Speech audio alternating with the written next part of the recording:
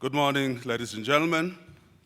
By virtue of the power vested in me as Chancellor, I hereby constitute this congregation of the University of the Free State for the conferment of honorary doctoral degrees, the awarding of the Chancellor's medals, and the conferment of master's and doctoral degrees in the faculties of Economic and Management Sciences, the Humanities, Education, Health Sciences, Law, and Theology.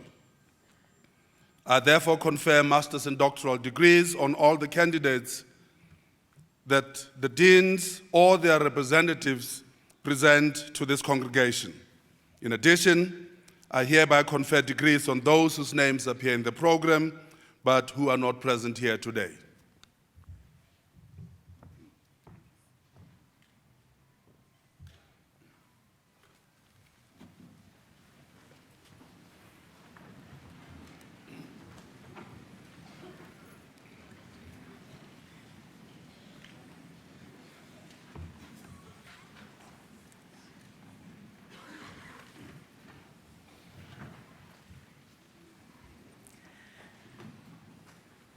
Good morning, ladies and gentlemen. I'm Professor Corley Vatoon. I'm the Vice Rector for Research. I'd like to welcome everyone at this prestigious event this morning. This is really the highlight of all the highlights of our academic calendar. To celebrate the honorary doctorates, the doctorates and master students is truly what all of the people sitting in front here really work hard for. So on stage, I'd like to welcome the Chancellor, Dr. Joel Samoff, the Chair of Council, Judge Ian van der Merwe, the Vice-Chancellor and Rector, Professor Jonathan Jansen, the Deans sitting in the back row on stage, and then I'd like to say a special word of welcome to the academics here this morning. Thank you so much for all your hard work in making sure that these graduates receive their degrees this morning. We certainly know that it wouldn't have been possible without your hard work, so thank you very much. Then I'd like to welcome the graduates, the very most important people of the ceremony this morning. It is wonderful to see so many of your faces here, and congratulations on these fantastic achievements and for your hard work. Then I'd like to welcome family and friends of all the graduates here this morning. Welcome to this fantastic event. I hope that you will have time to experience a little bit of what the campus has to offer and what student life on our campus is like. So hopefully you will have an opportunity to see the rest of the campus as well. So very welcome at the University of the Free State. The university makes use of official photographers who are present in the hall today. A number of freelance photographers have been allocated areas on campus where they may take photographs of graduates. These photographers are not accredited, and the university therefore cannot guarantee the quality of the photographs. Those of you who have arrived after the pre-ceremony announcements are asked to look closely at page 2 of the graduation program. Today is a time to celebrate the achievements of each graduate. Hearing the full name of each student being announced is important to everyone. You're therefore asked to limit cheers and loud exclamations, making them short enough for us to hear the name of the next person receiving a degree. I'd like to introduce the artist of today, Corneel Miller. Corneel Miller is an acclaimed musician for both playing the cello and for singing. As a soloist with the Free State University Choir, he's toured to Egypt, Austria, Hungary, and the Czech Republic. He has also performed in a number of productions, including Beauty and the Beast. Corneel obtained his degree in Integrated Marketing Communication at the University of the Free State and is currently working as the Operational Director of Urban Hotels. Corneel, we're looking forward to your performance. Also, Corneel will be accompanied by Professor Jansen on the piano.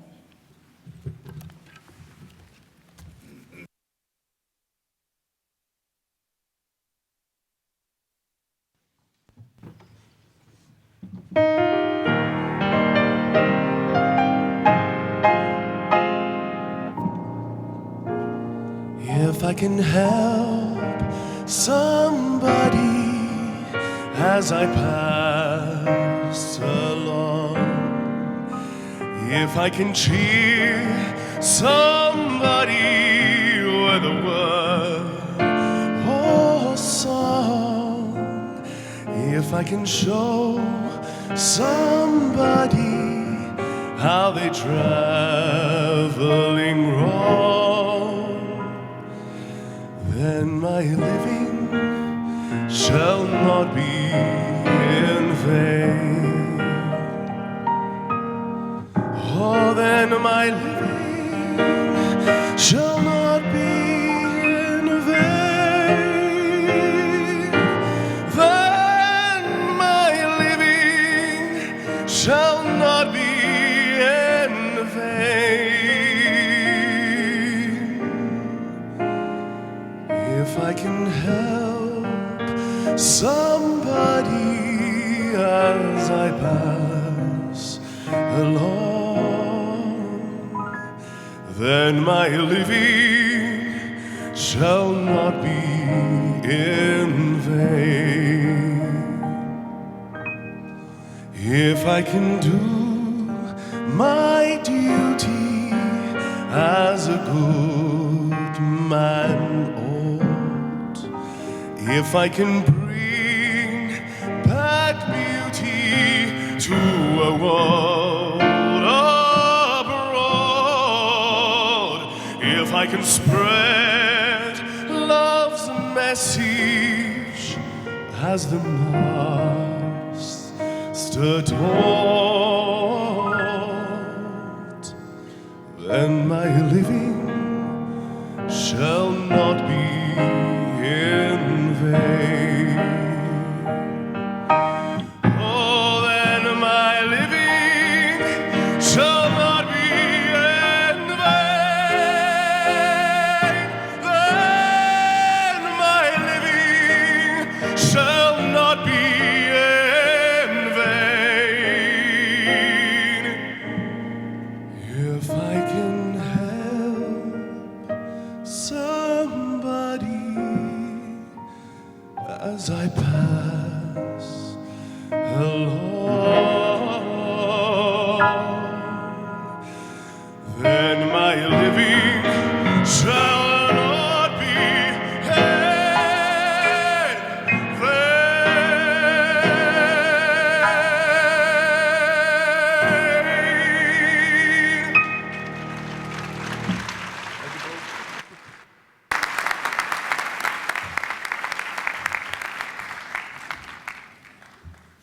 Thank you very much, Cornel, and I'm sure many of you were surprised that our rector accompanied him on the piano. Jonathan, thank you very much. Do you want to have a second hand clap?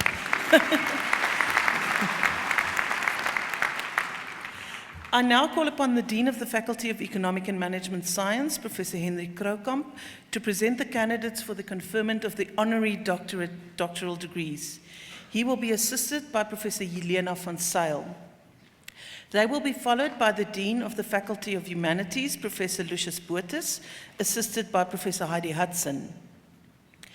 They will then be followed by Professor Teens Verskoor, who will introduce the recipients of the Chancellor's Medal.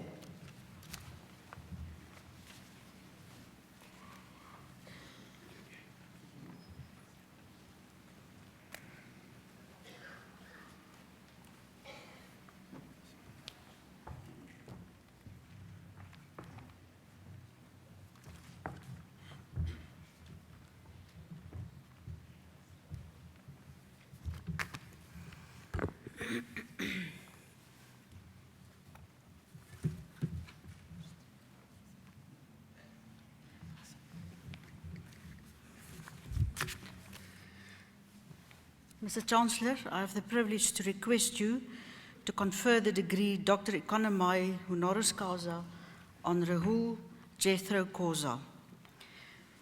Distinguished thinker, businessman, President of the Institute of Directors, Africanist, public speaker, and change agent at the forefront of Black economic empowerment. All of these descriptions fit Dr. Rahul Jethro Khoza, a practitioner and theorist in the field of African leadership. No wonder he has been hailed as a leadership role model for young people. Rahul Khoza spent most of his childhood in the bushbuck-rich area of what is now Mpumalanga province. After obtaining an honors degree in psychology and a master's degree in marketing management, he entered marketing and soon gravitated to management consulting. As management consultant and later company director, he promoted a management philosophy based on Afrocentricity and Ubuntu. In 1997, he was appointed chairman of Eskom and led the transformation of the company from being a bastion of the old South Africa to becoming the country's vanguard in Africa as its preeminent energy supplier and catalyst for Pan-African cooperation. In 2005, he relinquished the Eskom position to pursue new business opportunities, chiefly through Alka Capital, a leading black-owned firm. The early 1990s marked his debut as an author with the publication of a booklet on Ubuntu. He returned to authorship in 2005, co-authoring The Power of Governance with his legal advisor at Eskom, Mohammed Adam. Let Africa Lead is his fifth book, and Attuned Leadership, his sixth, in a public career which promises to become ever more influential as the years pass. Attuned Leadership was hailed as a great achievement, having regard to the quantum and gravity of the content that leadership is about sense and sensing, about thought and feeling, about insight into and harmony with a followership. Rahul Khoza is currently chairperson and major shareholder of Alka Capital Pty Limited, an investment holdings and private equity company with 15 investments in various industries under his watch. He's also a fellow and president of the Institute of Directors in South Africa.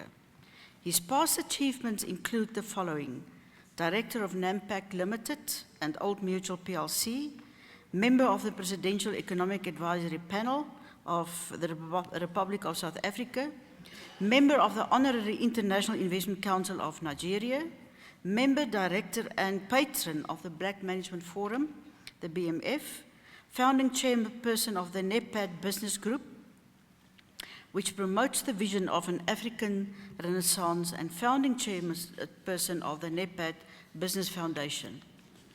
Dr. Khoza has been the recipient of the following awards: Distinguished Business Leadership Award in 2007 from the Association of Chambers of Commerce in Southern Africa, National Energy Regulator of South Africa, NERSA Chairman's Award in 2006, the BMF Thought Leadership Award in 2006, Leadership in Practice Award in 2001 from the UNISA School of Business Leadership, Excellence in Business Management Award in 2000 from the University of Limpopo, and the Black Management Forum Presidential Achievers Award in 1997.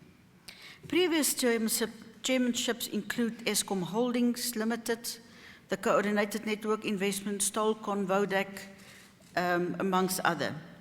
His qualifications include the following: a BA Honours in Psychology from the University of the North, now the University of Limpopo, an MA in Marketing Management, the University of Lancaster in the UK, a doctorate in Engineering Business from the University of Warwick in the UK, and a doctorate of Laws, honoris causa, from Rhodes University in 2007.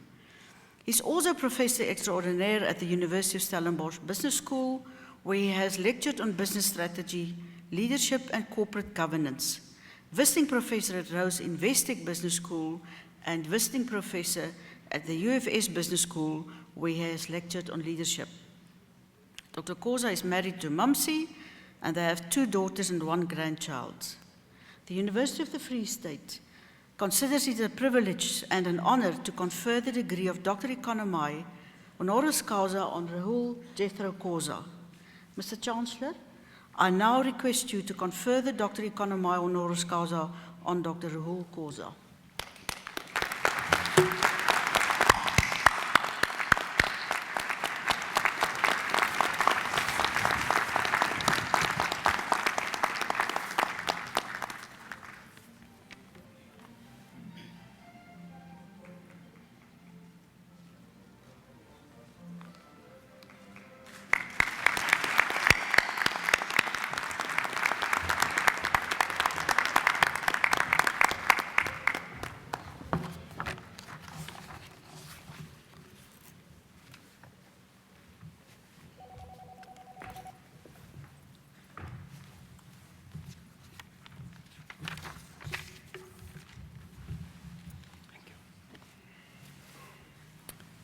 Mr. Chancellor, I have the privilege to request you to confer the degree Doctor Economiae Honoris Causa on Trevor Andrew Manuel.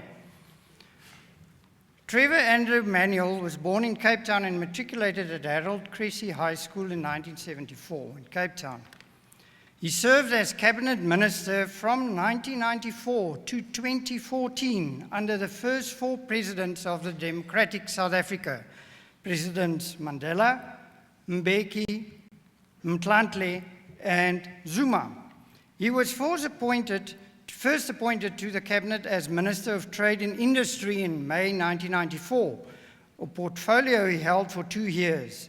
In April 1996, he became Finance Minister, steering the South African economy for 13 years as one of the world's longest-serving finance ministers. During his last time, yes, that's an achievement, thank you.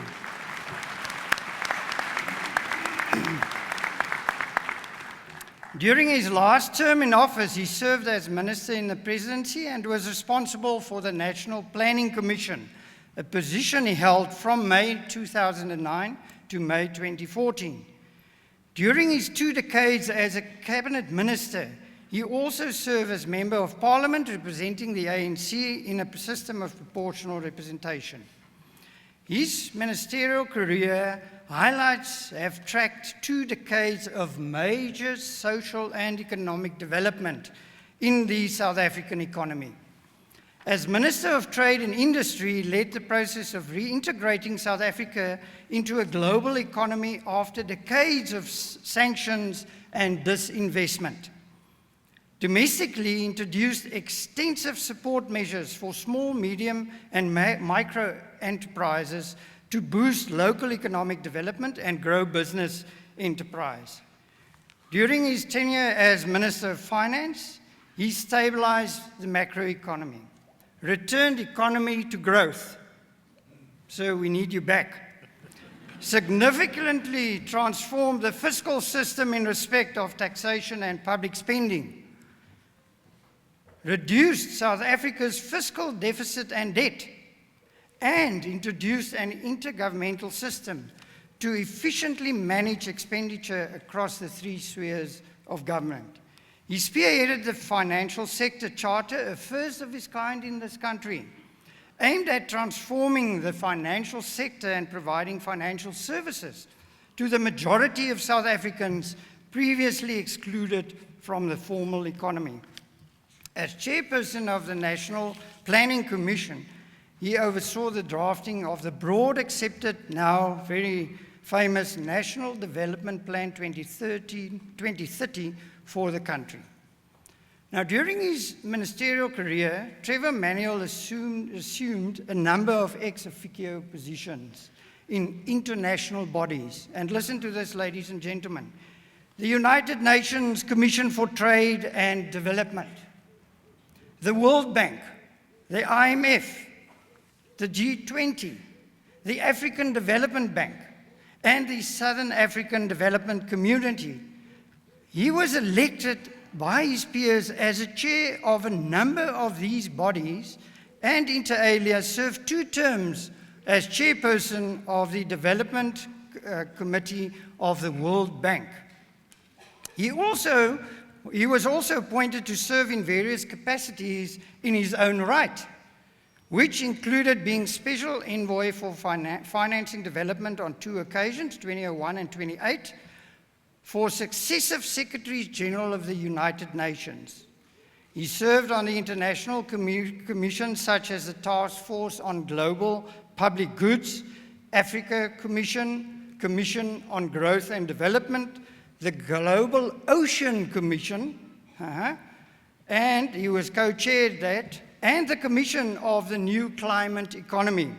He was requested to chair various task teams in this occasion, as the IMF Governance Report and the World Bank Doing Business Report in 2013. He received a large number of awards and honors. For example, he was chosen as Africa's Finance Minister of the Year, which we understand why.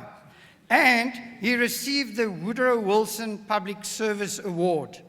He also has 7 honorary doctorates from South African tertiary institutions and a Doctor of Laws degree from McMaster University in Ontario, Canada. He has served as Chancellor of the Cape Peninsula University of Technology, Kaput, since, okay, no, not Kaput, that's the short version thereof, since May 2008.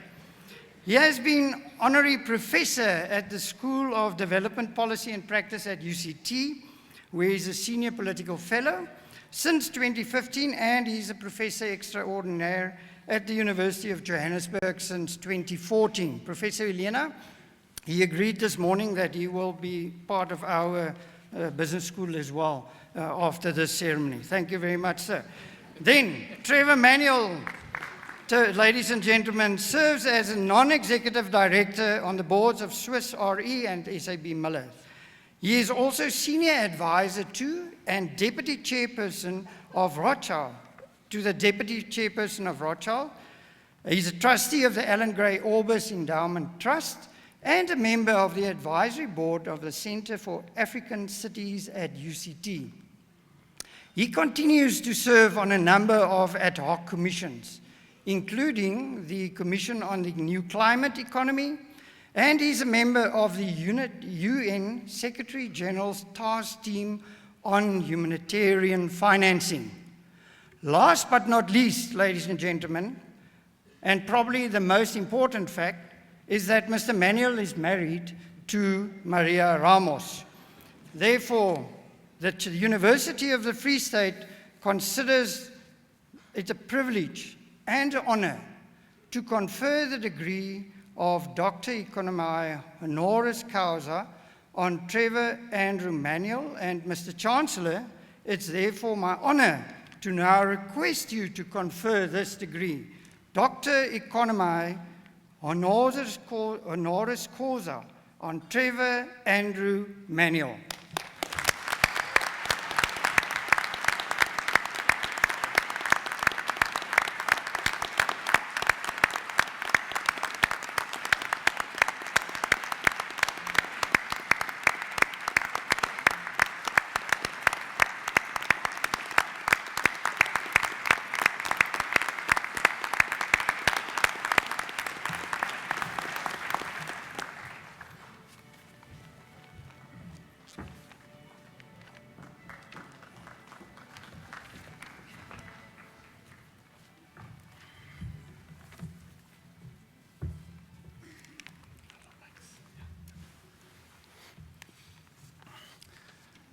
Mr. Chancellor, it is my privilege to request you to confer the degree Philosophiae Doctor Honoris Causa on Max du Preez. Max du Preez is one of South Africa's foremost journalists and political analysts with a long history of fighting injustice, both during apartheid and since the advent of democracy. For his contribution to journalism and the creation of a strong and independent media in South Africa, Max du Preez is nominated for the degree of PhD Honoris Causa in the Faculty of Humanities at the University of the Free State. Max was born in 1951 in the Free State town of Kroonstad, where he also completed his schooling. He studied at Stellenbosch University and commenced his career in journalism in 1974, working for Die Burger at first and later for Beeld. While working as the chief political correspondent of Nationale Pers, he became disillusioned with the group's support for the National Party and apartheid oppression. He resigned and in 1983 joined what was then the Times Media Group. He became the political correspondent for several Times publications, including Financial Mail and Sunday Times. While working as political correspondent for Business Day, du Preez joined Frederik van Zyl-Slabbert delegation, which met the ANC in exile in Dakar in 1987. Already critical of several Times publications' decisions, du Preez decided to found the first independent Afrikaans anti-apartheid newspaper called the Vrye Weekblad in 1988. Its stated objective was to expose the evils of apartheid and allow the voices of the majority and of liberation to be heard in the Afrikaans community. The headline of the very first edition also indicated Mandela, a nieuwe era, Mandela, a new era. This started a 6-year-long battle with the apartheid government, a battle which, in du Preez's own words, not only completely bankrupted me, but I picked up 5 criminal convictions, inter alia for quoting banned ANC leaders and furthering the aims of a banned organization, an escape, an assassination attempt, and an office bombing. When Vrye Weekblad finally closed down in February 1994 after being sued for defamation by the government, du Preez joined the SABC, where he launched the investigative reporting programs, Special Report on the Truth Commission, and Special Assignment. He was the editor and executive producer of 90 documentary programs on the Truth Commission process. To date, Special Report on the Truth Commission remains the most watched documentary series on South Africa television. In 1999, du Preez was dismissed as executive editor of Special Assignment after he objected when a documentary was barred from being aired. Du Preez's career in journalism is characterized by continuous and consistent support for an obligation to truth, freedom of speech, and opposition to injustice. For this, he has won many awards. He has written also a number of highly acclaimed books on South African history and politics. I quote just 3, the last 3. The World According to Julius Malema, 2009, with Mandy Rousseau. Oor krygers, korrelkoppe en konkelaars, 2010. And The Rough Guide to Nelson Mandela, 2011. His latest book, published in 2013, A Rumour of Spring, South Africa After 20 Years of Democracy, won the Sunday Times Alan Paton Award in 2014. Du Preez is currently a syndicated political columnist, author, public speaker, and documentary filmmaker. Max du Preez is a champion of the South African cause and a staunch supporter of our constitutional democracy. In 2014, while delivering his keynote at the South African Communication Association, du Preez called for a new struggle, a new wave of civil activism with the Constitution as our holy book.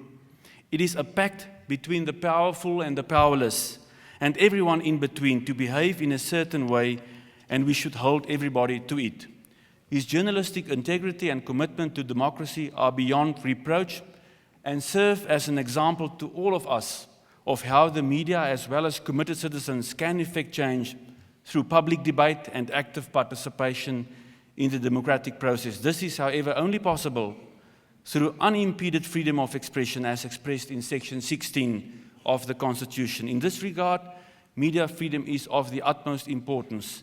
And I end with a quote of Max du Preez: "The transformation we need is for the media to fight harder for clean and accountable government, to hold up a mirror to our entire society rather than just to urban elite, to champion the cause of the marginalized rather than comfort the already comfortable." The University of the Free State considers it as a huge privilege and honor to confer the degree PhD honoris causa on Max du Preez.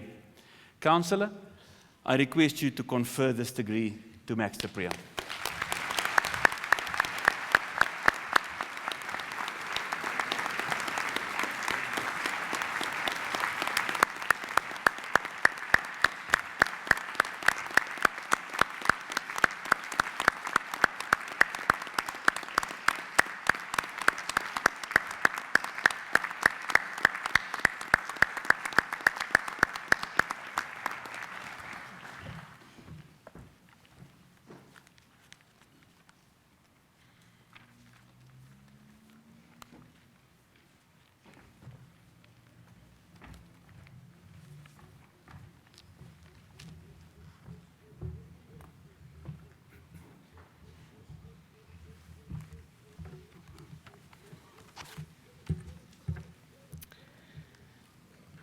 Mr. Chancellor, please allow me to introduce Joel Samoff. Joel Samoff has a background in history and education, and his scholarship focuses on development and underdevelopment, with particular emphasis on education in Africa. He joined the Stanford faculty in 1980 and is currently consulting professor at the Center for African Studies. He has served as a faculty member at the Universities of California, Michigan, and Zambia, and has taught in Mexico, South Africa, Sweden, Tanzania, and Zimbabwe. His courses are unique in the way that he draws on African authors, challenging conventional wisdom. And in addition to his popular Stanford course on South African social history, he has led several summer seminars on South Africa, both at Stanford and in Cape Town. Joel Samoff has received numerous fellowships and awards, such as Fulbright and Rockefeller Foundation, as well as the Uncommon Man Award of the Stanford African Studies Association. In 2006, he received an honorary doctorate from the University of Pretoria. He is author, co-author, editor, and co-editor of more than 18 books and monographs. He has authored close to 100 journal articles and chapters in books. Many of his papers have been published in prestigious journals such as the International Journal of Educational Development and African Studies Review. Joel serves on the editorial boards of numerous journals, International Journal of Educational Development and the Southern African Review of Education. His extra-university academic roles also include service on the Scientific Advisory Board of the Education Research Network for West and Central Africa and the Advisory Committee of FACE AIDS. The overriding concern of Joel Samoff's wide-ranging thematic and disciplinary interests has been to understand how people organize themselves to transform their communities. Over the years, Samoff has explored broader issues of development and transformation through the prism of local politics. His early work on how coffee farmers in northern Tanzania understood their society's transition from British overrule to self-government and then independence captures the complex nature of local interests, institutions, and practices. He's also known for his incisive analysis of the politics of education and development, as a sharply contested local issue in Tanzania, as well as other countries. For instance, with Martin Conroy in Education and Social Transition in the Third World, Samoff reviews theories and models relevant to the socialist transformation of post-colonial societies. His book, From Manpower Planning to the Knowledge Era, World Bank Policies on Higher Education in Africa, reflects on the evolution of World Bank education policy and its consequences for Africa in particular. More recently, in the World Bank and Education Critiques and Alternatives, Samoff and his co-authors highlight elements of continuity and exclusion in World Bank education policy. He has been intensely engaged with social transformation in South Africa. Since the 1960s, he has explored the interactions between the global economic and political environment and the strategies of militant activists on the ground. He asks uncommon questions and uncomfortable questions as to why, after 1994, the efforts of South Africa's education community left schools desegregated but not integrated, curricula redesigned but not analytically innovative, and schooling as a constraining force rather than a liberating force. While he has enjoyed international recognition for diverse scholarly achievements, the impact of Samoff's research on education and development in Africa is particularly relevant. His extensive and detailed country-level analyses of the education sector across Africa provide a well-grounded picture of education in multiple settings and a valuable resource for other scholars. Samoff's general analyses of education in Africa and the local influences of international institutions are also mainstays of university courses on comparative and international education. Also, his interest in public policy has led him to regularly work with international agencies involved in African education, such as UNESCO, the Association for the Development of Education in Africa, as well as the Danish government. These connections underscore the link between policy and research, but moreover, emphasize the importance of foreign aid and influence in education in Africa. Professor Samoff's extensive community activities are indicative of a lifelong commitment to scholar activism, initially in developing conferences and teach-ins concerned with US involvement in Vietnam, and later to challenge institutionalized racial discrimination in South Africa. As a prominent public intellectual, his anti-apartheid activism was widely noted and respected. He led several anti-apartheid campaigns in Michigan and testified regularly at hearings convened in the Michigan State Legislature and the United States Congress. Samoff continued these activities when he moved to Stanford University in 1980, where he organized and led an anti-apartheid alliance. He was especially effective in forging common action with other campus activist groups. Though the divestment effort was more successful in Michigan than California, he was instrumental in focusing his university's attention on inequality and injustice in South Africa, and in securing resources to expand South Africa-related programs at both institutions. At the Universities of Michigan and Stanford, Samoff served on the executive and advisory committees of programs that link African and African American experiences. Joel Samoff is being honored today for his enormous contribution to an understanding of Africa and the clarity he has brought in uncovering complex local and global relationships and investigating their meaning for Africans, wherever they may find themselves. Mr. Chancellor, I'm privileged to now request you to confer the degree PhD honoris causa on Joel Samoff.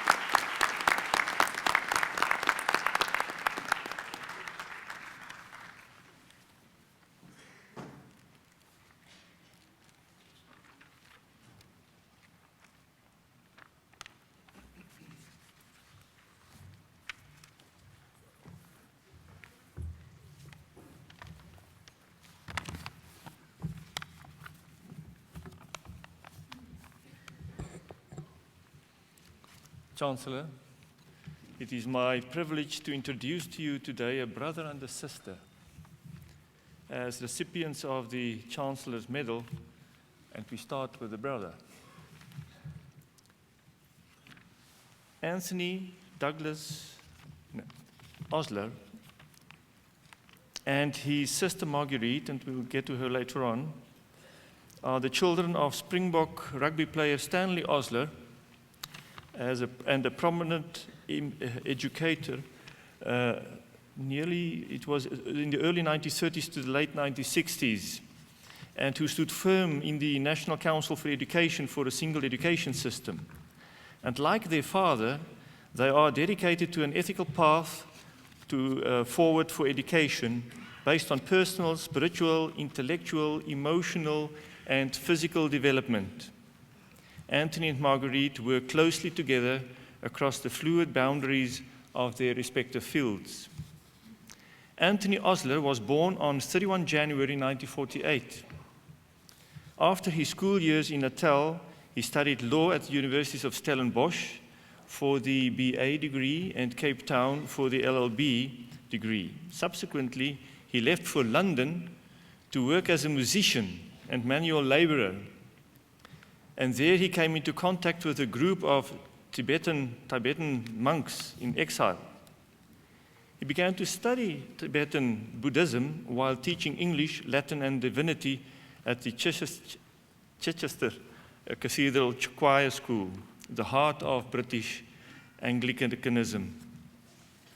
His return to South Africa in 1978 was inspired by the late author and soldier Lawrence van der Post, who rekindled his intuitive feeling that he needed to find a way to live in South Africa without being compromised by the social and political situation.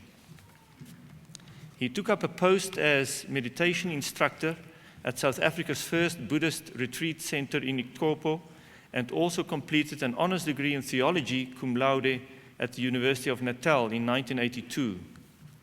In order to deepen his Buddhist practice, he was then ordained as a Zen monk and spent the traditional 3-year training period in a Japanese Rinzai Zen monastery in the USA. He returned to South Africa when a state of emergency was declared in 1985 and arrived with a strong sense that it was an important time to be part of what was happening in the country. He resumed his legal career as an advocate of the High Court at Grahamstown Bar, where he specialized in the defense of political activists and in human rights. In 1987, Anthony moved to Poplar Grove, a small sheep farm near Colesberg, where he opened the country's first and, as far as is known, only rural mobile law clinic for lawyers for human rights.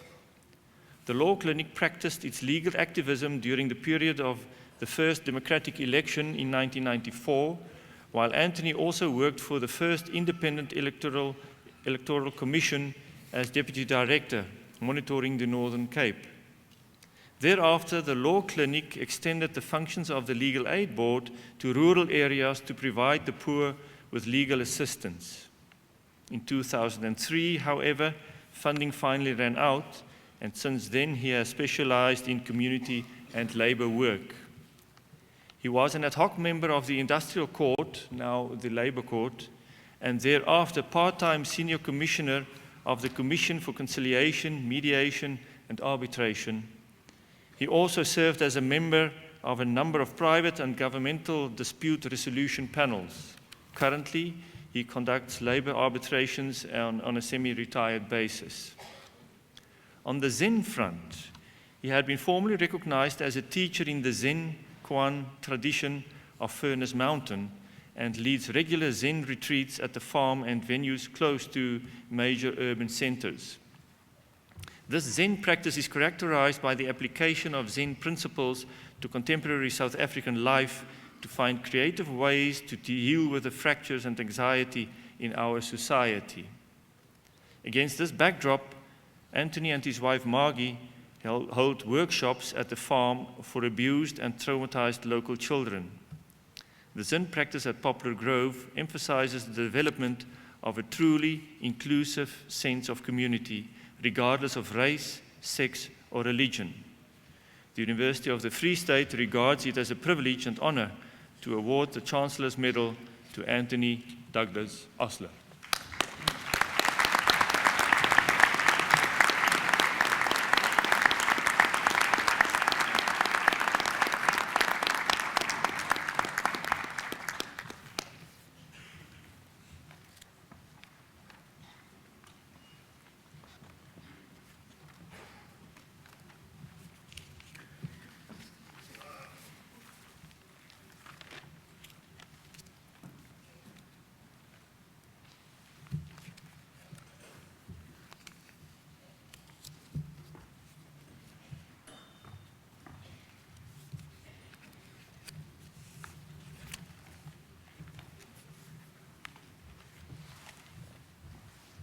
Mr. Chancellor, now it's the sisters' turn.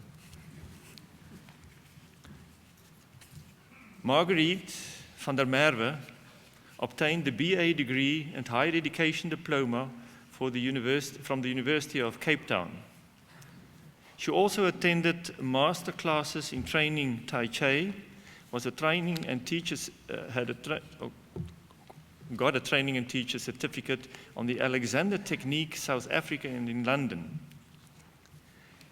Marguerite is a teacher of the Alexander Technique, Tai Chi and writing, and taught and worked with individuals and groups, delivered workshops, presentations and talks nationally, presented a workshop in the USA at the International Women's Writing Guild in 2002, and was selected to present workshops at International Alexander Technique Congresses in 2009 Switzerland and in 2015 in Ireland.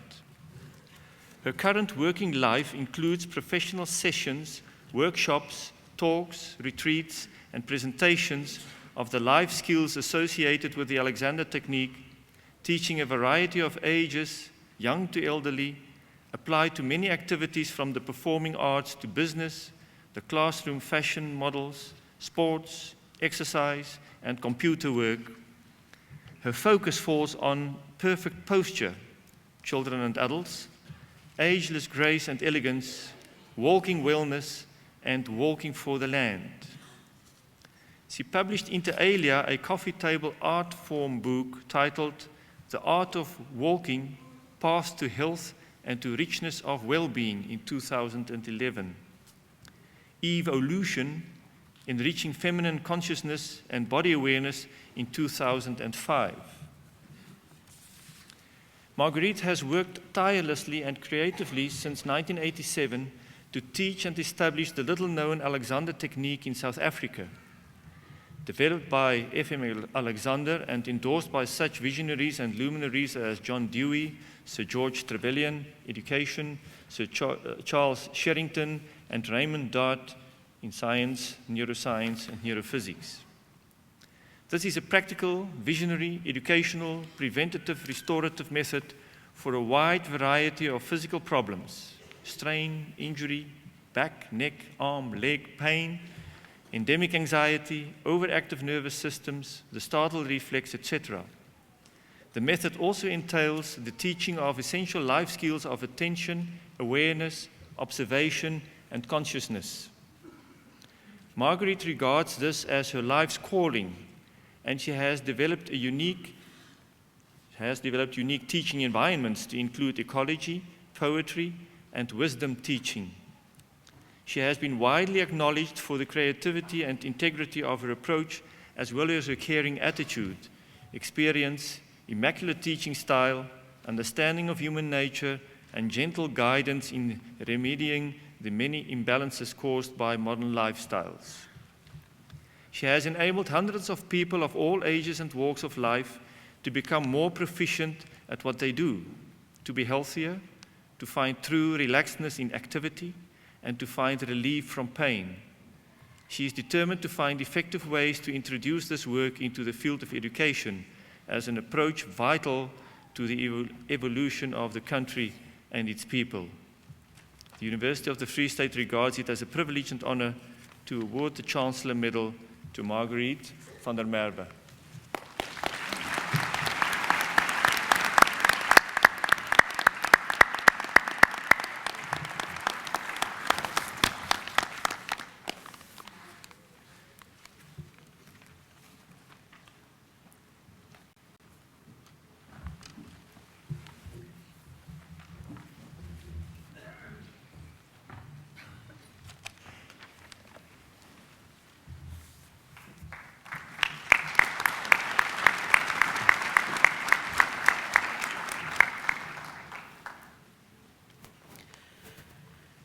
Congratulations to all the candidates that received honorary doctorate degrees and to the recipients of the Chancellor's Medal. It surely is an extreme honor for the University of the Free State to acknowledge you for your lifelong work. I now call upon the Dean of the Faculty of Economic and Management Sciences, Professor Henry Koukamp, to present the candidates for the degrees in his faculty. After him, the deans of the faculties or their representatives of the humanities, education, health sciences, law, and theology, Professor Boetus, Dr. Khotule, Professors Van Zyl, Nicholson, and Snyman will follow.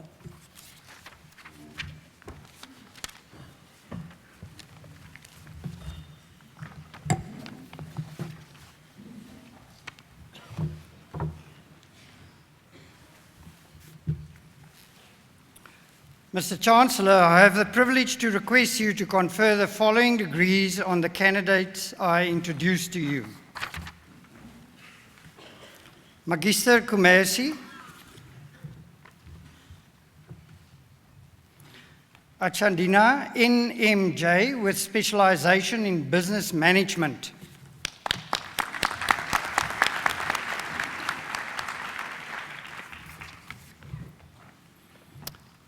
Harvey FN met specialisatie in besigheidsbestuur, specialization in business management and a degree with distinction.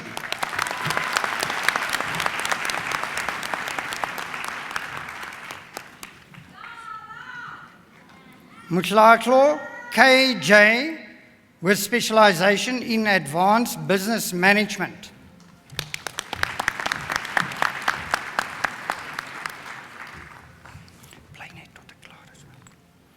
Niemand C met specialisatie in finansiële ekonomie en beleggingsbestuur with specialization in financial economics and investment management and a degree with distinction.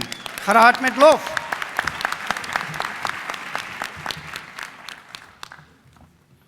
Fancy XM with specialization in advanced business management.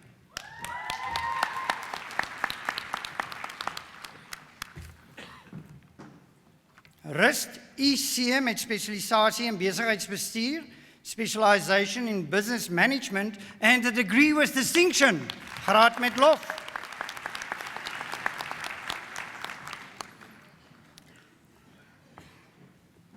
Magister Commercie Accounting. Goodchild E with specialization in auditing, specialisatie in auditkunde.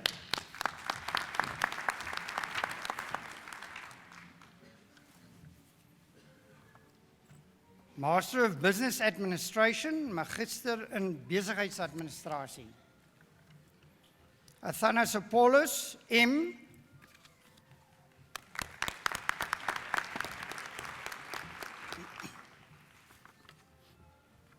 Barnard I.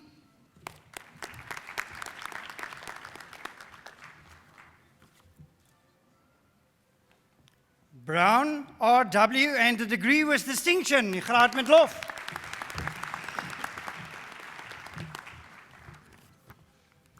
Coetzee M.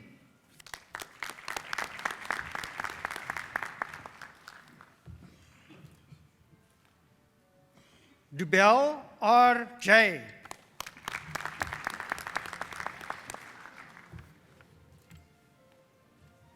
Gous W.J.S.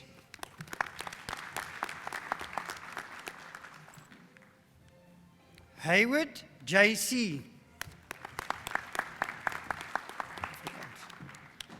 Jacobs L.F.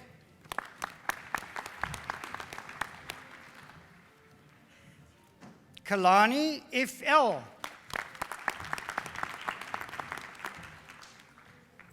Kalema A.M.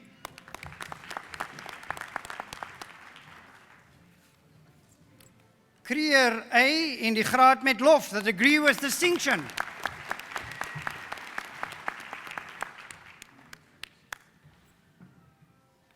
M.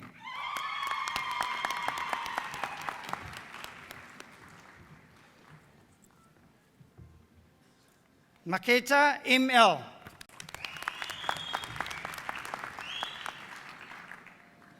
Motsetse M.J.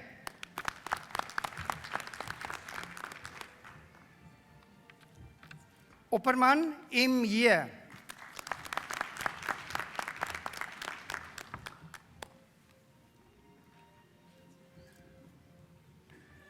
Palesa L.M.M.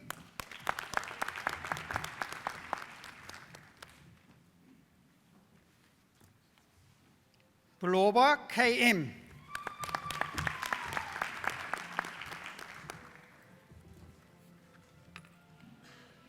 Sifoso N.N.C.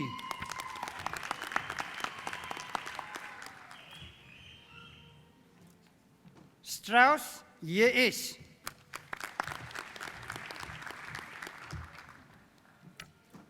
Tsemane A.M.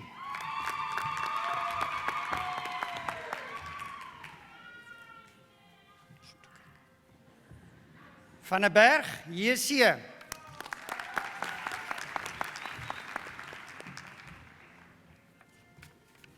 Vueza Y.E.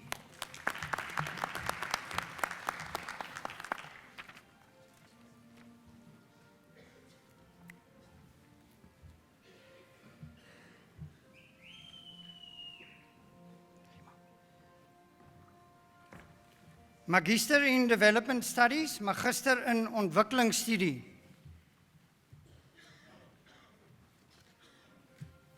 Chanam B.J.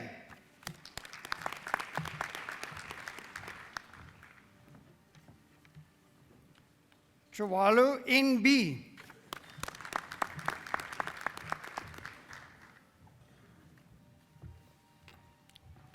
Chiaka EN.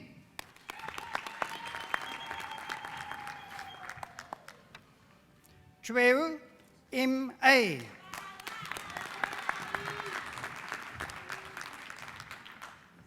Haludilo T.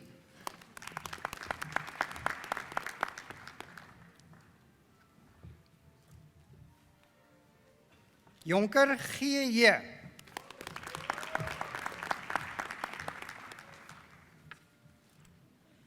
Kanyipite W.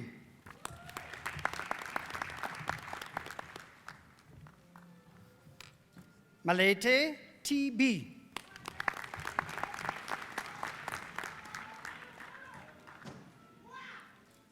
Marunga M.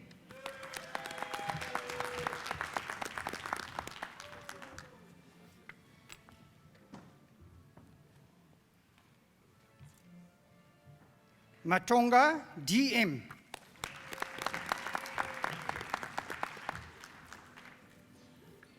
Moti MJ.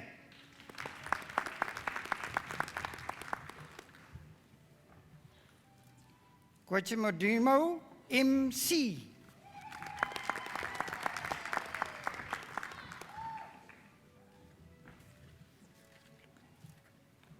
Mushonga M.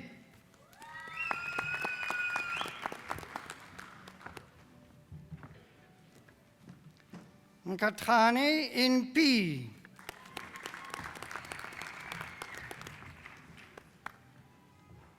Njati H.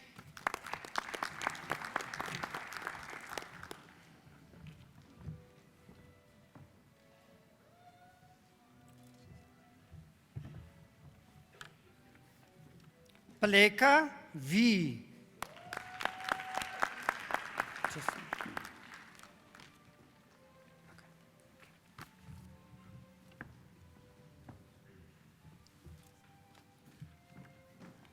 Rousseau R.E.R.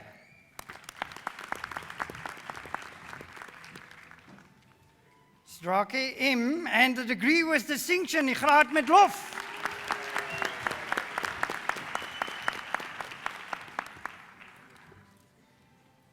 Siate F.E.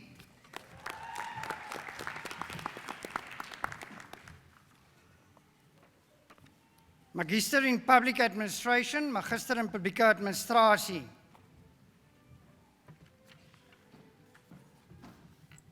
Claudie MC.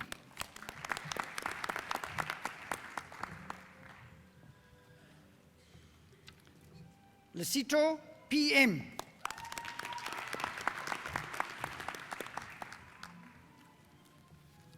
Muhapi TJ.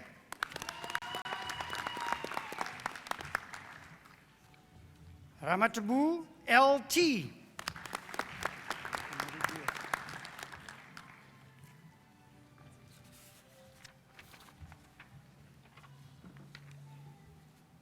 Mr. Chancellor, I have the privilege to request you to confer the following Philosophiae doctoral degrees on the candidates I introduced to you.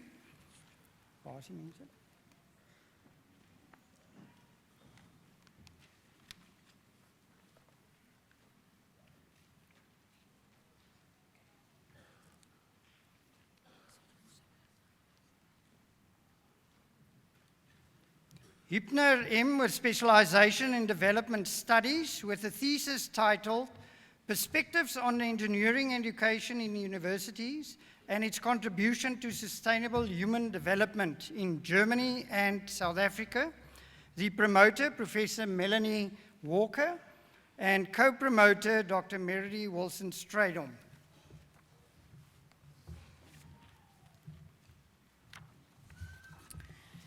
Chancellor, I present to you Mikateko Hopana for the award of the degree of Doctor of Philosophy. The thesis by Dr. Hoppener makes an original conceptual and empirical contribution to engineering education, development, and social change in both global South and global North contexts.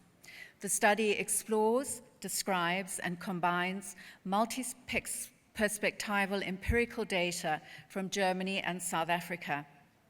Her thesis offers a normative critique of engineering education outcomes based on Amartya Sen's capability approach, and it addresses the relationship between universities and the public good from a human development viewpoint.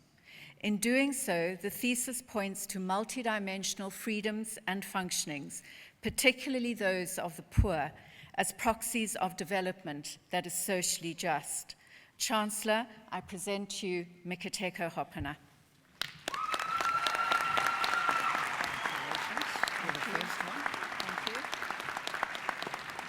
I'll go back down there for the next one.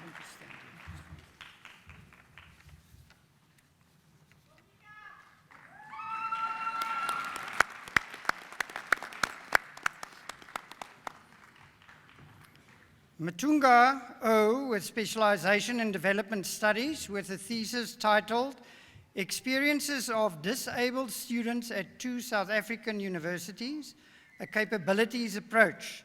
The promoter, again, Professor Melanie Walker, co-promoter, Dr. Liz Lange. Chancellor, allow me to introduce to you Dr. Oliver Matanga. His thesis makes an original contribution to disability studies, an area that is substantially under-researched in South Africa. He draws conceptually on the capabilities approach to understand and theorize disabled students' lives, arguing that this normative approach provides a rich insight into the complexities of disability experiences. The study identifies barriers to well-being and agency for disabled students in South African higher education and derives policy implications. The results challenge the dominance of institutional responses, strongly reliant on homogenized understanding of disability. The thesis recommends building greater institutional responsiveness to diversity rather than simply bringing excluded groups of students into an unchanging higher education system. Chancellor, I present to you Oliver Matanga.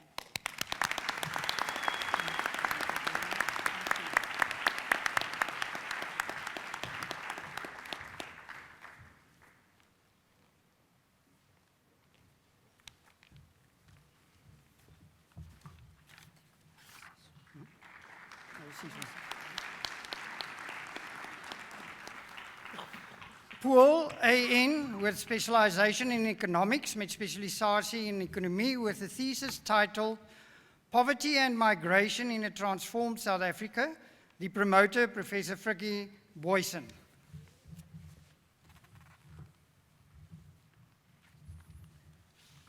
Chancellor, allow me to introduce to you Dr. Randus Paul Antoni Nico.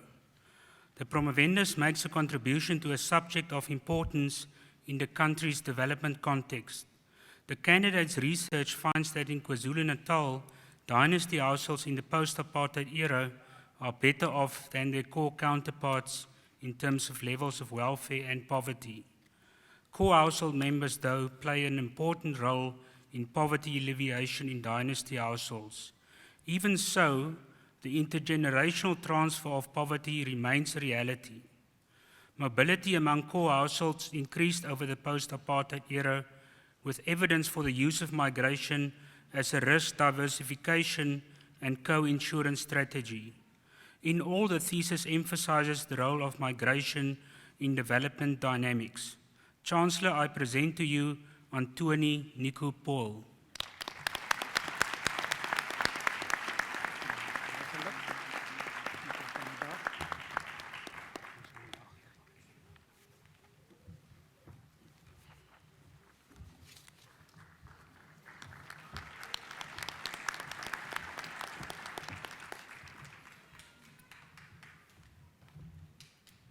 Van der Walt, SE, with specialization in development studies, met spesialisasie in ontwikkelingsstudie, with a thesis titled Engaging with the Soil and Soul of Community, Rethinking Development, Healing and Transformation in South Africa.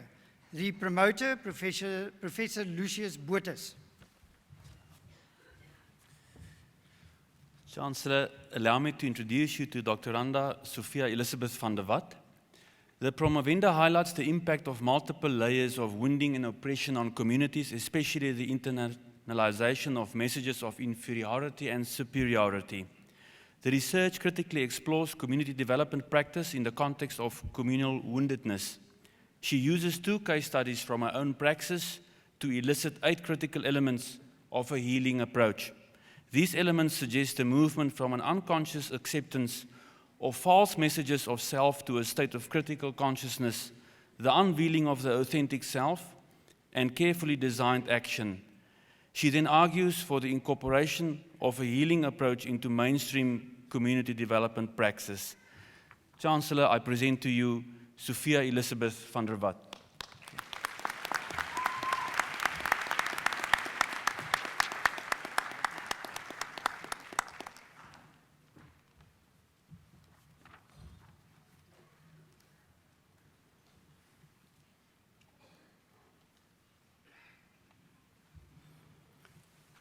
Mr. Chancellor, I have the privilege to request you to award the Dean's Medal to the candidate I will introduce to you.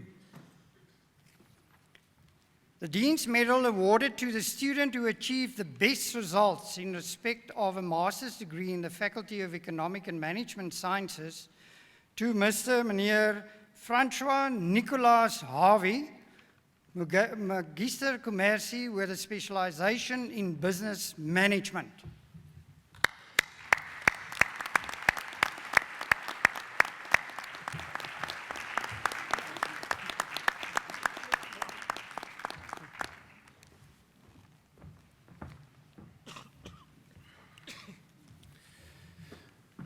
Chancellor, I have the privilege to request you to confer the following degrees on the candidates I introduce to you. Magister Artium, L. Liversidge and a degree with distinction in die graad met lof.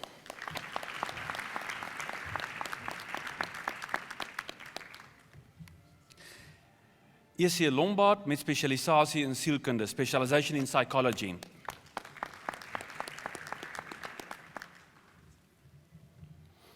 A.M. Masowa with specialization in African languages.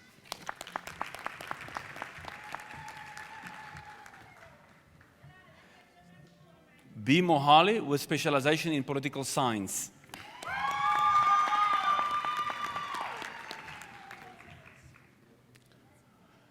T. Mulao with specialization in sociology, specialisatie in sociologie.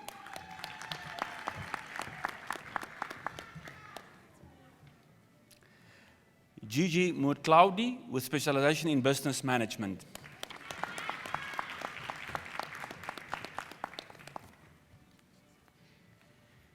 M.A. Nklapu with specialization in African languages.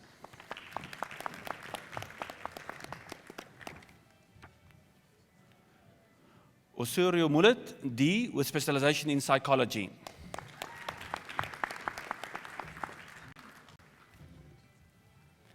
L. Pelser met specialisatie in geskiedenis, in history.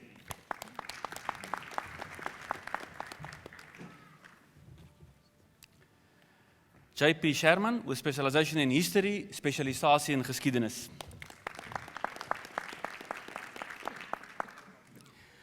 Magister Artium Africa Studies, Magister Artium Africa Studie.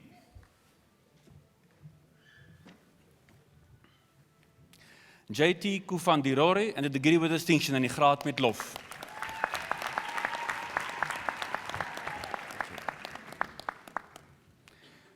Ellen Como and a degree with distinction.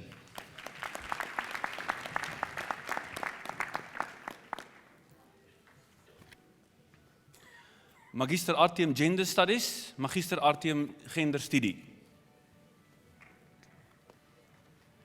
C. De Waal.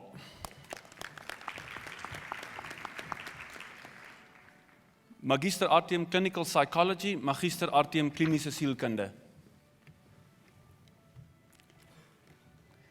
M. de Jager.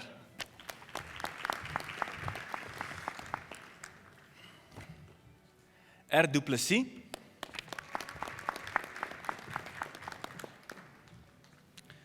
C. Jordaan in die graad met lof en the degree with distinction.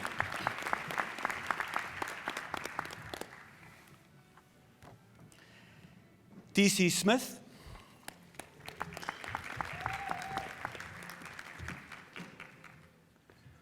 L.C. Stone.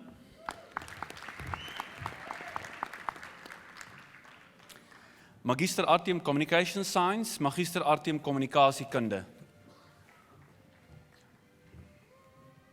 E. du Plessis.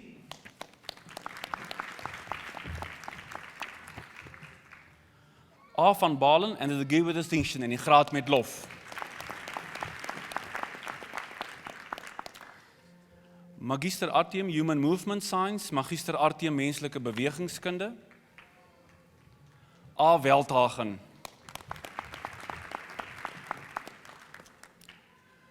Magister Artium Language Practice, Magister Artium Taalpraktyk. C.S. Fang.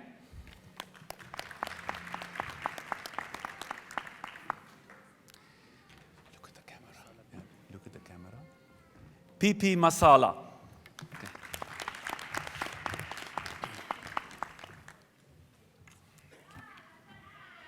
T.P. Mbata.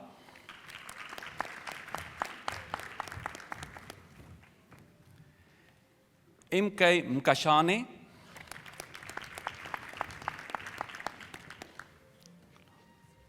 M.E. Takalani.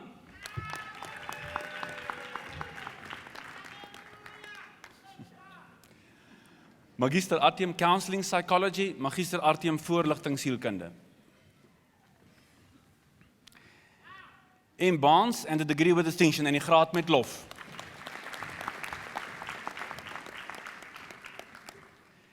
P.J. Jacobs.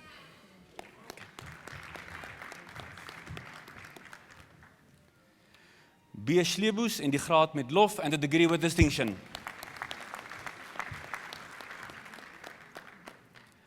Magister in Governance and Political Transformation, Magister in Regeerkunde en Politieke Transformasie.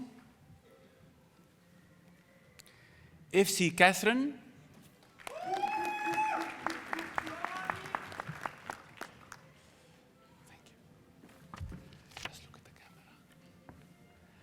O.N. Dlamini.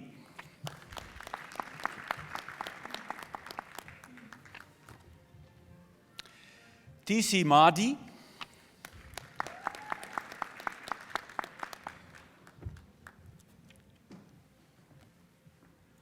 H. Masange.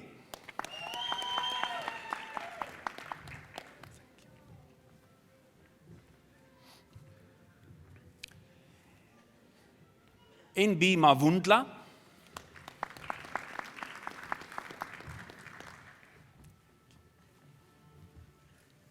Look at the camera. Look at the cameras. F.K. Munduru.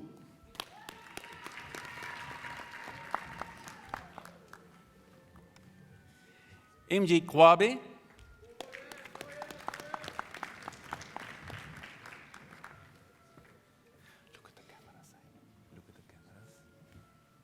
M.D. Sebejo.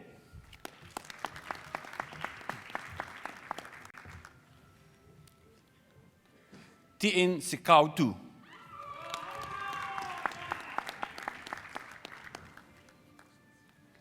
L.E. Tekiso.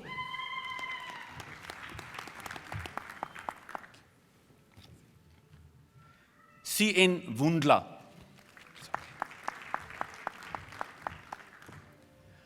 Magister Societatis Scientiae, Magister Societatis Scientiae. Z. Majali, with specialization in sociology.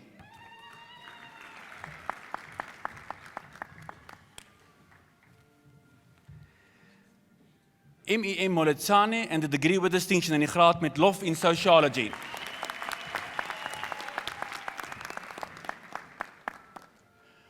Magister Societatis Scientiae, Clinical Psychology, Magister Societatis Scientiae, Klinische Sielkunde. FWC van die Kerk.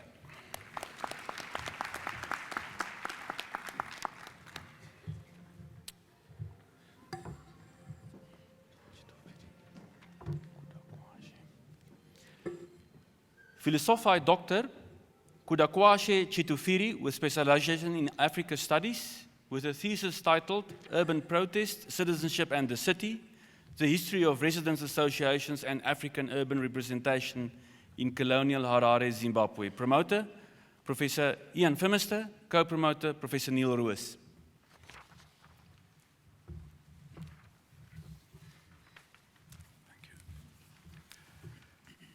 Chancellor, allow me to introduce you to Doctorandus Chitufiri Kuda. Dr. Chitufiri has written a path-breaking account of social urban movements in colonial Zimbabwe. It is an entirely novel assessment of how Africans organized themselves to improve segregated living conditions. Dr. Chitufiri argues that protest movements in colonial Harare were the contested consequences of African attempts to shape their urban living space.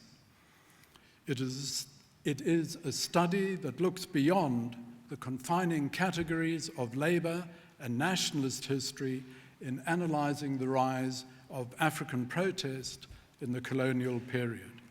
Chancellor, I present to you Dr. Kuda Chitufiri.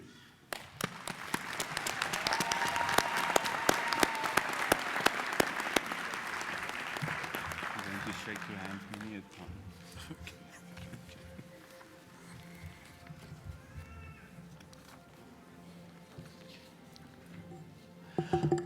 Anusa Diamond, with specialization in Africa Studies, with a thesis titled Maburandaye, the Malawian Diaspora in Zimbabwe, 1995 to 2008. Promoter, Professor Ian Phimister, co-promoter, Dr. Mariki Ulofse.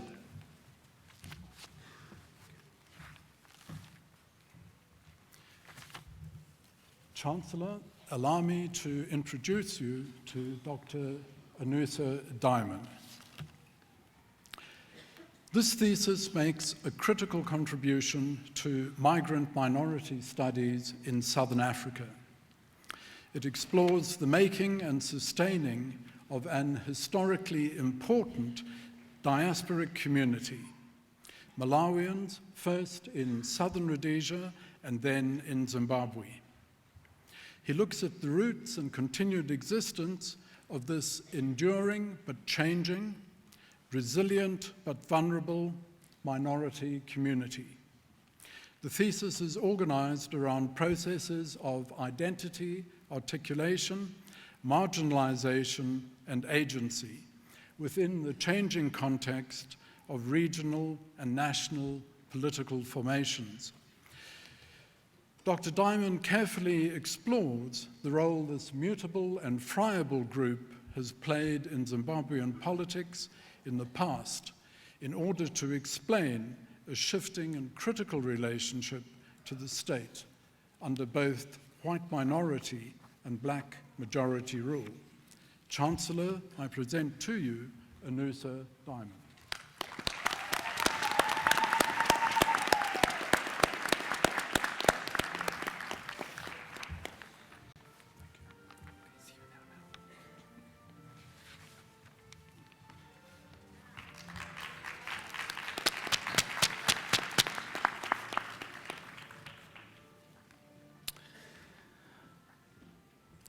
Susanna Maria or Marazaan Grundling, with specialization in anthropology, met specialisatie in anthropologie, with a thesis titled After the Triumph, an Anthropological Study into the Lives of Elite Athletes After Competitive Sport.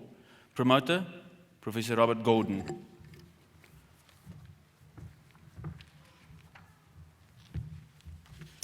Mr. Chancellor, I have the privilege to introduce Maria Susanna Grundling, Marizaan.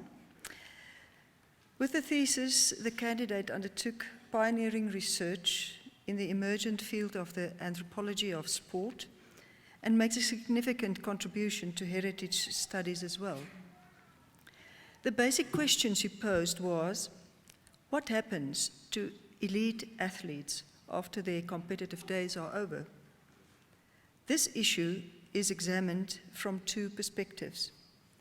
The public image of athletic prowess as represented by various museums, ranging from private to the high-tech Springbok experience, and tellingly contrasted with their non-public lives, in which the accumulation or lack of Bordeauxian symbolic capital plays a crucial role in life after sports competition. Councillor Marizaan Groenling.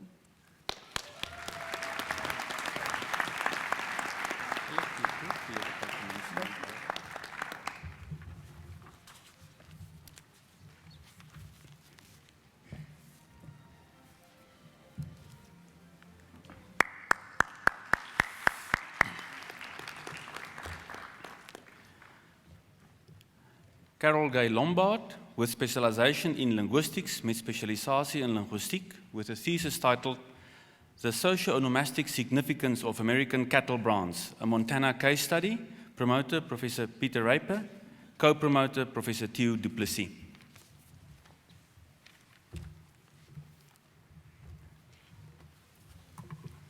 Chancellor, allow me to introduce to you Dr. Randa Lombard, Carol Gay.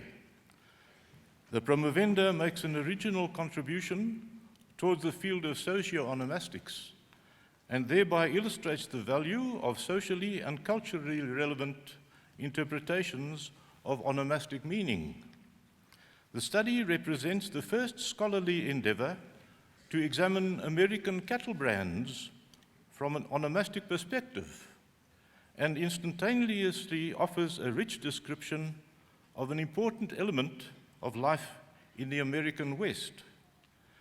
The intersection with research in the fields of cultural heritage, cultural identity, and social semiotics emphasizes the interdisciplinary nature of onomastic research and draws attention to names as important textual elements in diverse social and cultural contexts.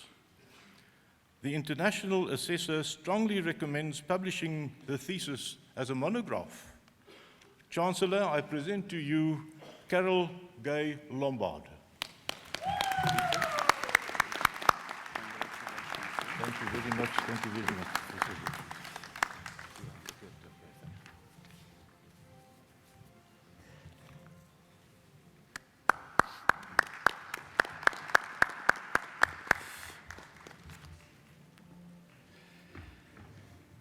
Chris Mirinda Loth, with specialization in linguistics met spesialisasie in linguistiek, with a thesis titled The Linguistic Landscape as Construct of the Public Space, a case study of post-apartheid rural South Africa, promoter Professor Theo du Plessis.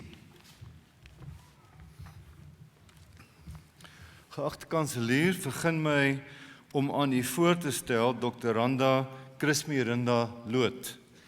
Die promovenda lewer 'n belangrike teoreties-metodologiese bydrae tot die ondersoek na reëlmaat binne die linguistiese landskap as sosio-linguistiese verskynsel.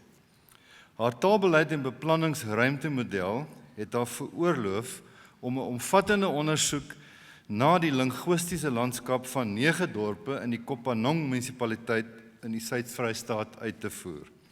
Die eerste sodanige studie binne 'n landelike konteks.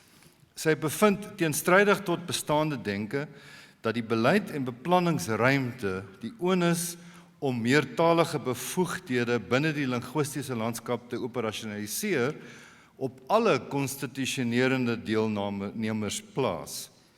Die studie lewer nuwe insigte op oor die rol van kritiese taalbewustheid onder rolspelers en hoe om 'n linguistiese landskap te lees. Geagte kanselier, ek bied u Chris Mirinda Loth.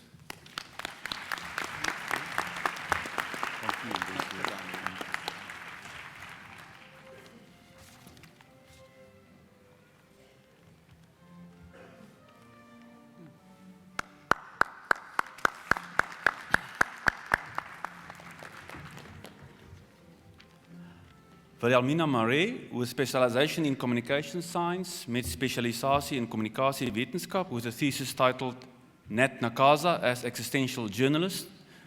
Promoter, Professor Johan de Wet.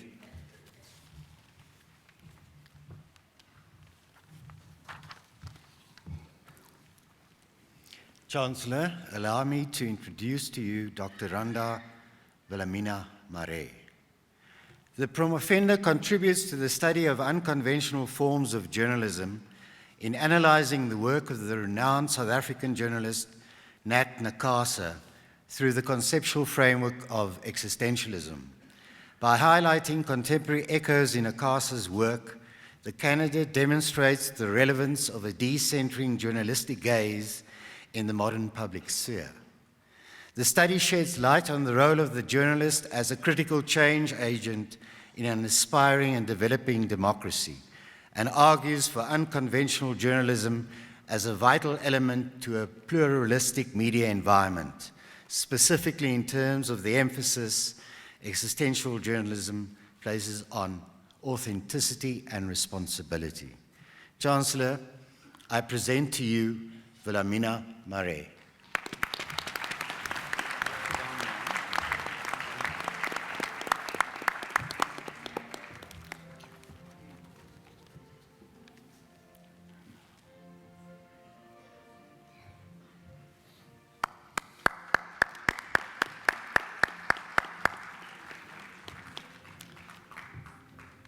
Tendai Marova, with specialization in Africa Studies, with a thesis titled Citizenship Education and Human Capabilities Formation, a case study in 2 Zimbabwean teachers' colleges.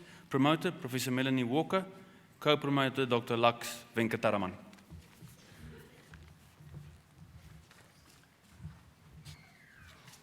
Chancellor, allow me to introduce Dr. Randus Tendai Marova to you. The thesis originally contributes to research on citizenship education in higher education, focusing on the role of higher education in forming citizens, the type of citizens formed, and how this could be achieved. The study draws on qualitative case studies at teachers' colleges to apply the capability approach as an innovative normative framework for the evaluation and analysis of policy, curriculum, and pedagogical practices, as well as institutional arrangements. The thesis advanced a theoretical understanding of critical citizenship formation, understood as advancing human development in the Zimbabwean context and more widely. It further offers an approach to understanding citizenship formation in highly contested political contexts. Chancellor, I present to you Tendai Marova. Thank you.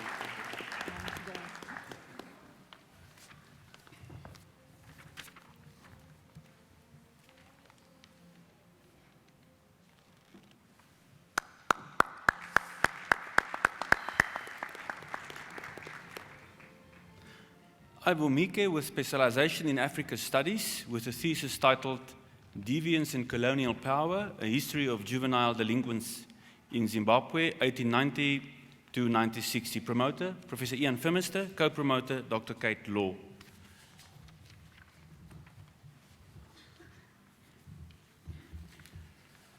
Chancellor, allow me to introduce you to Dr. Ivo Mike.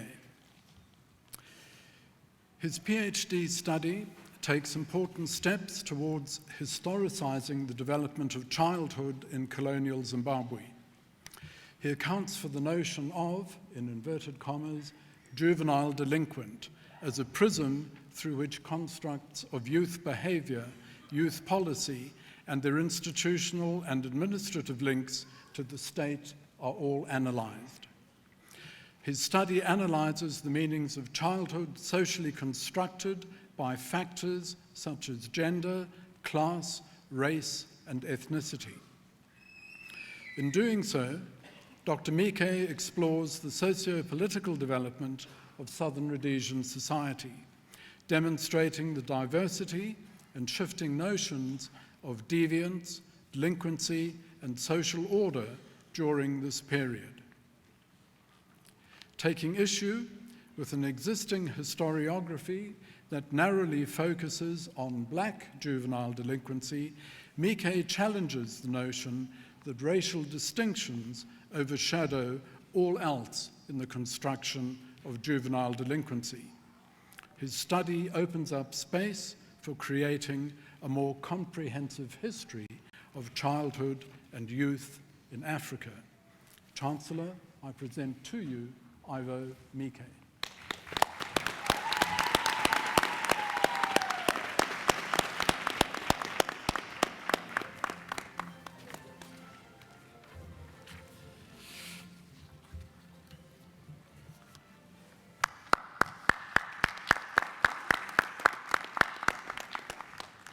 Cornelis Hermanus Müller, with specialization in Africa Studies, met spesialisasie in Afrika Studies, with a thesis titled Policing the Witwatersrand, A History of the South African Republic Police, 1886 to 1899, promoter, Professor Ian Phimister, co-promoter, Dr. Lindy Koorts.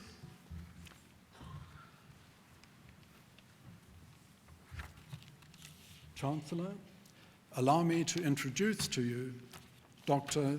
Müller. His study fills a major gap in the historiography of colonial policing in southern Africa. Policing offers a hugely important lens for examining the political and socio-economic forces that informed late 19th century state formation. This thesis accounts for the bureaucratic and administrative functioning of the ZAR police force, and the candidate's analysis focuses on the following topics in particular: crime and crisis, society's view of the police, the interaction between the police and the burgeoning gold mining industry, and the role played by policing in the tension between Pretoria and London in the run-up to the South African War. The study adds a new dimension to the scholarly understanding of the South African Republic's administrative functioning and internal politics. Chancellor, I present to you Cornelis Müller.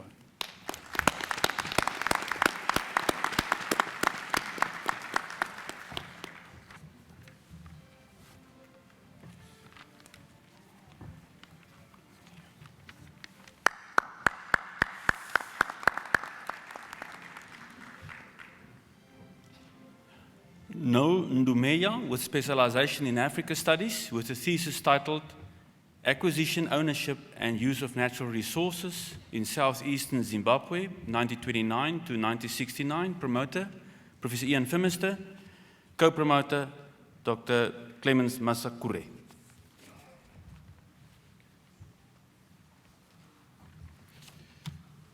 Chancellor, I present to you Dr. Noel Ndumeya. His thesis is an important study focusing on the contested nature of land ownership and use. Closely settled by whites in the early colonial period, the region thereafter languished economically because of poor infrastructure and remoteness from markets. Dispossessed Africans remained on the land as labor tenants where they had not been forced into so-called reserves. Corporate growth after 1945 led to intensified competition for land, heightened political tension, and mounting nationalist opposition. Chancellor, I present to you Dr. Ndumeya.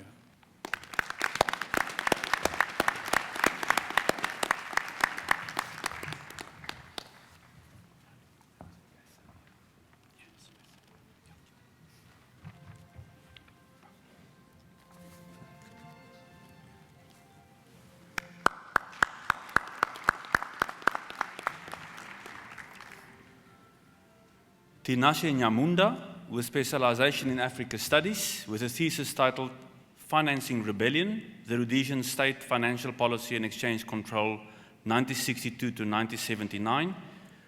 Promoter, Professor Ian Phimister, co-promoter, Dr. Andy Cohen.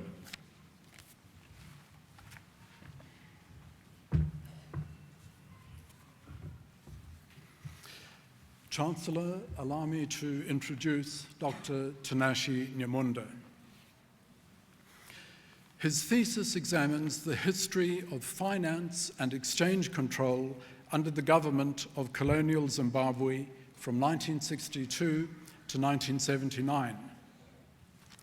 Inspired by debates on Zimbabwe's hyperinflationary implosion between 2000 and 2009, Nyamunda's thesis traces the institutional and regulatory financial changes that established the monetary system of the post-colonial state. Using archival research in Harare, Johannesburg, Pretoria, Grahamstown, London, and Oxford, the study's primary focus is on Southern Rhodesia's unilateral declaration of independence from Britain and the reconstitution of its financial arrangements in order to survive the United Nations financial and economic sanctions until 1979. The study examines the role played by finance in local and international political economy. Even under conditions not of its own choosing, this peripheral colony successfully defied the major powers at the helm of the global financial system for a decade and a half. The thesis provides a background for understanding the precursors of Zimbabwe's contemporary financial experiences and ultimately its challenges. It is an important investigation into a key area of study in Zimbabwean and African economic history. Dr. Nyamunda's thesis is path-breaking in its examination of colonial financial systems and their transitions in order to adapt to a post-colonial state. Chancellor, I present to you Tinashe Nyamunda.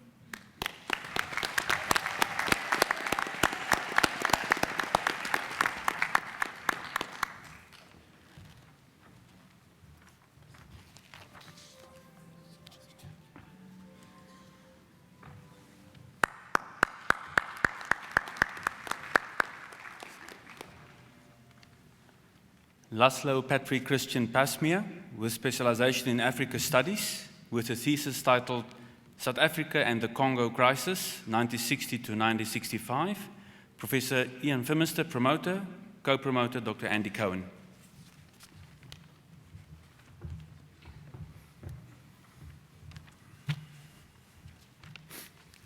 Chancellor, allow me to introduce you to Dr. Laszlo Pasmere. His study makes a significant contribution to academic study, academic understanding of foreign, particularly South African involvement in the Democratic Republic of the Congo during the first 5 years of its independence.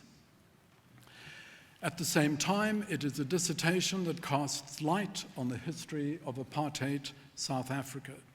The first comprehensive examination of South Africa's involvement in and perceptions of the Congo crisis, the study demonstrates that the Congo was of considerable importance to South Africa.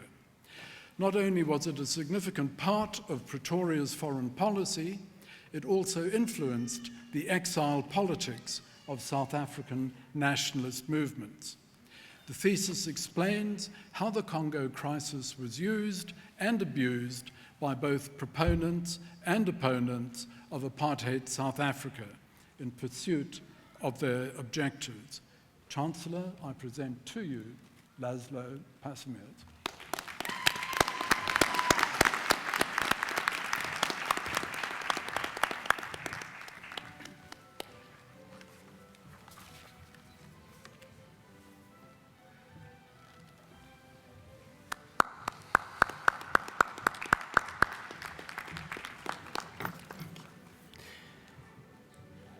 Alison Faye Potgieter, met spesialisasie in sielkunde, met 'n tesis getiteld 'n geïntegreerde perspektief op die ontwikkeling van angs tydens vroeë adolessensie, promotor Professor Erlien Grobler, mede-promotors professor Karel Estreise en professor Lekant van Universiteit van Leuven, België.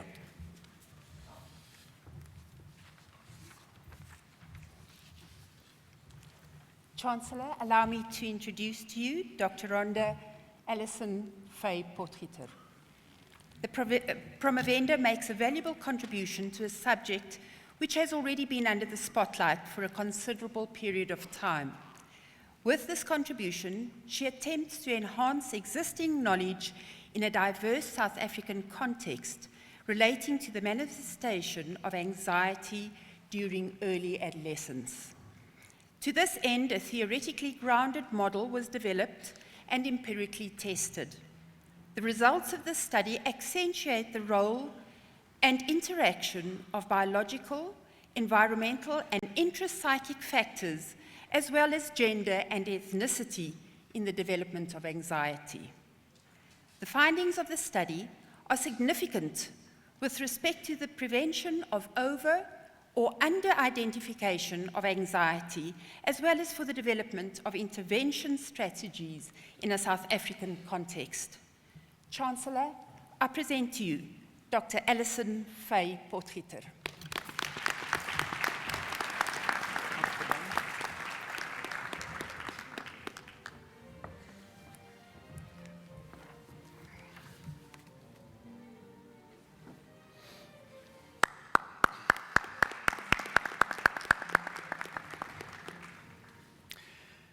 Nicolaas Fryer-Schmidt, with specialization in Hebrew, met specialisatie in Hebrews, with a thesis titled God is a Sage, Human Cognition and Metaphorical Conceptualization in Biblical Hebrew Wisdom.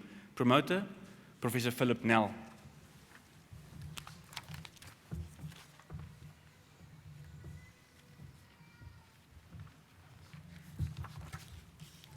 Mr. Chancellor, allow me to introduce to you Promovendus Nicolaas Fryer-Schmidt.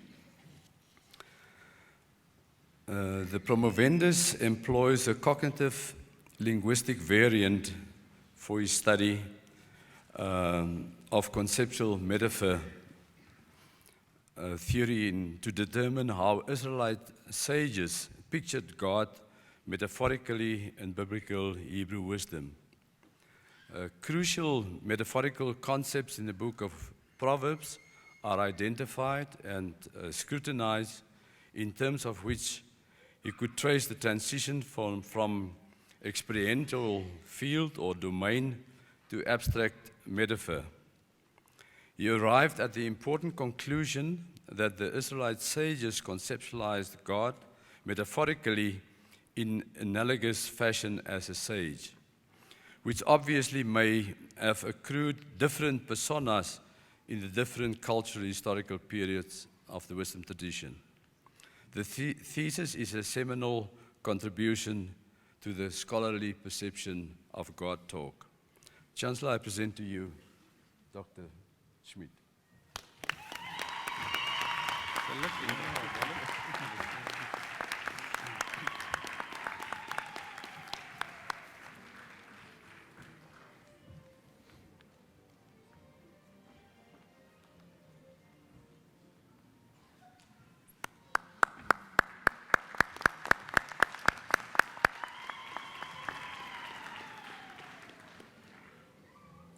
Alfred Tembu, with specialization in Africa Studies, with a thesis titled The Impact of the Second World War on Northern Rhodesia, Zambia, 1939 to 1953. Promoter, Professor Phimister. Co-promoter, Dr. Spence.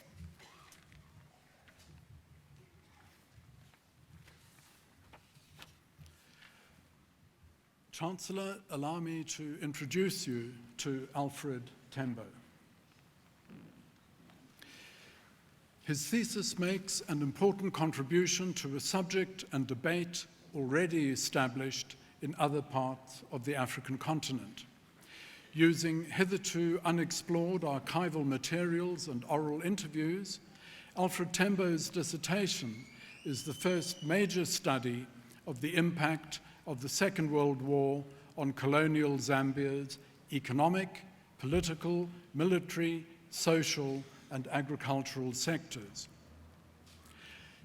In so doing, the study significantly modifies a number of existing interpretations, even as it opens up space for a comprehensive history of the Second World War in Africa. The study also broadens imperial historical debates by its examination of the so-called second colonial occupation of northern Rhodesia after the war. Chancellor, I present to you Dr. Alfred Tembo.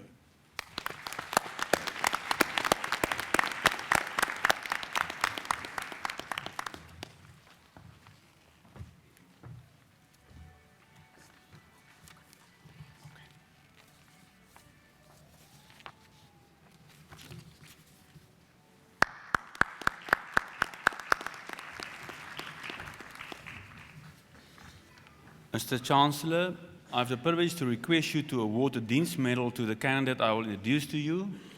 In his absence, awarded to the best magister degree student in the Faculty of Humanities, toegekend aan die beste magistergraadstudent in die fakulteit Geesteswetenskappe aan Daniel Joseph Wilson with specialization in Hebrew.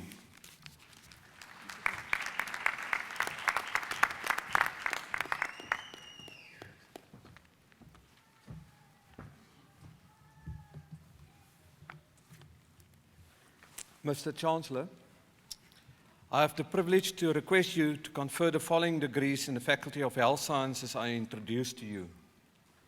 Magister in Medicine, Magister in Geneeskunde.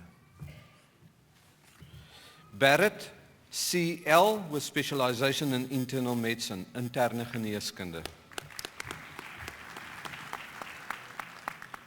Berthree, J.W. with specialization in orthopedic surgery, orthopedische chirurgie. De Beer here with specialization in anesthesiology, anesthesiologie.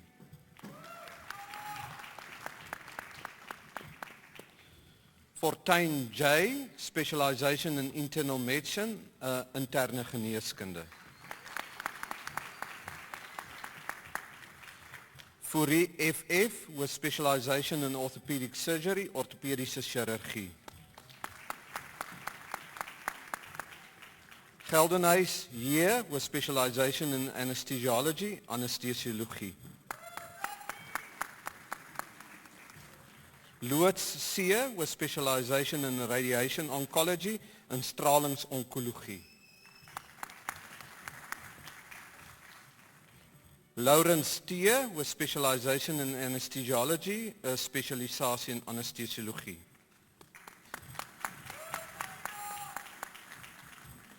Maruma F, specialization in dermatology, dermatologie. Ngaza Z with specialization in internal medicine, interne geneeskunde. Paturi NKP with specialization in ophthalmology, ophthalmologie.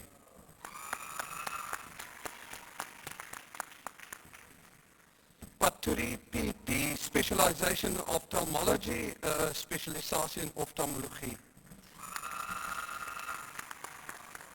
En Jan is getrouwd. Simmons S with specialization in pediatrics, specialisatie in pediatrie. Somlota N, specialization in obstetrics and gynecology, specialisatie in obstetrie en gynekologie.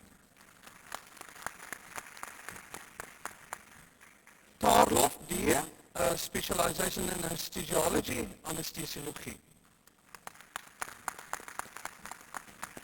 Van Skalkwyk L, specialisatie in chirurgie, surgery.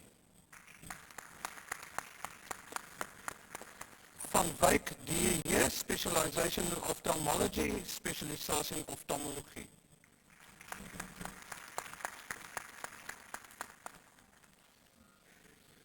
Magister in Health Professions Education, Magister in Gesondheidsberoepe Onderwys. Mabatwana RS.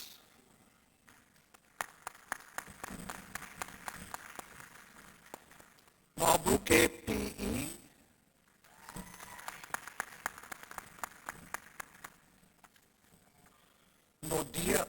and a degree with distinction in graad met lof.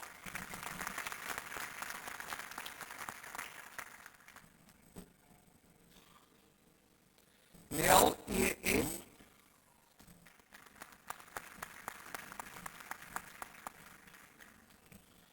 Sukram B.P.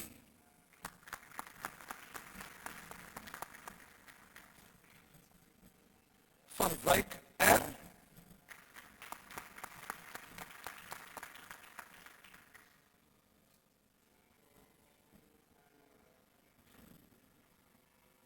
Magister in Medical Sciences, Magister in Medische Wetenskap. Kombrink HMVE with specialization in human genetics, mensgenetica. Minaber E, specialization in human molecular biology, mens molecular biologie. Smith T with specialization in human molecular biology, mens molecular biologie.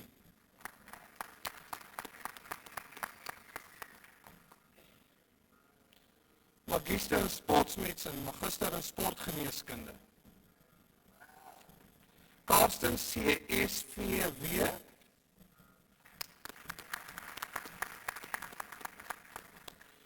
Marco VM. Magister in nutrition, magister in voeding. Leroux M.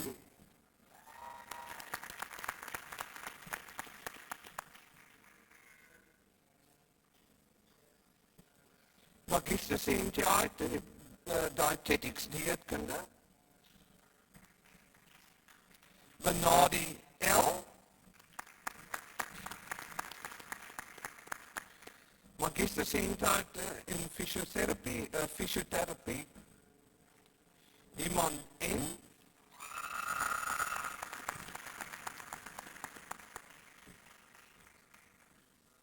Magister Societatis in nursing, verpleegkunde. Hugo L. and a degree with distinction in die graad met lof.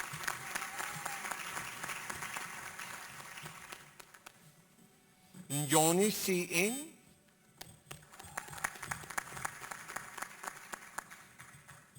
Pinar M.A. and a degree with distinction in die graad met lof.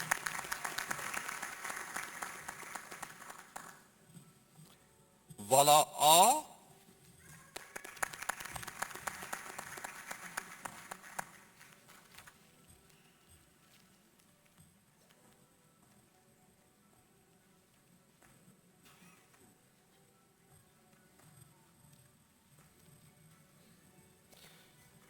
Verlofsaai Doctor, de Toy Wilhelmina Christina with specialization in dietetics met specialisatie in dieetkunde met 'n thesis getiteld Impact of Micronutrients Supplementation on Semen Parameters. Promoter Dr. Ronette Lategan Potgieter, co-promoter Dr. S. Grobler.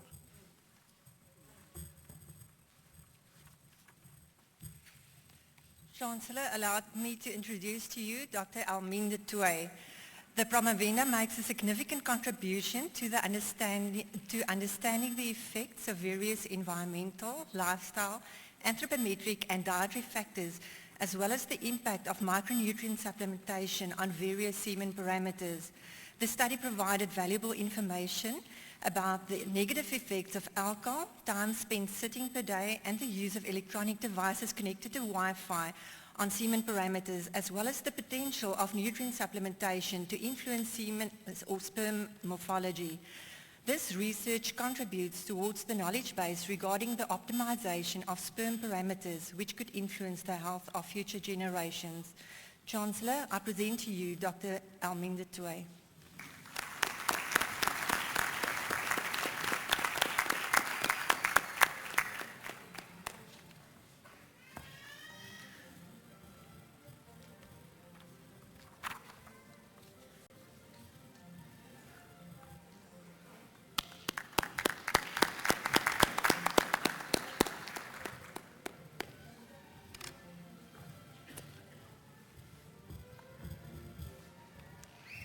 Hurter Delmay, specialisation in health professions education met spesialisasie in gesondheidsberoepe onderwys, with a thesis titled Summative Assessment of Postgraduate Radiology to Ensure Quality in the Profession.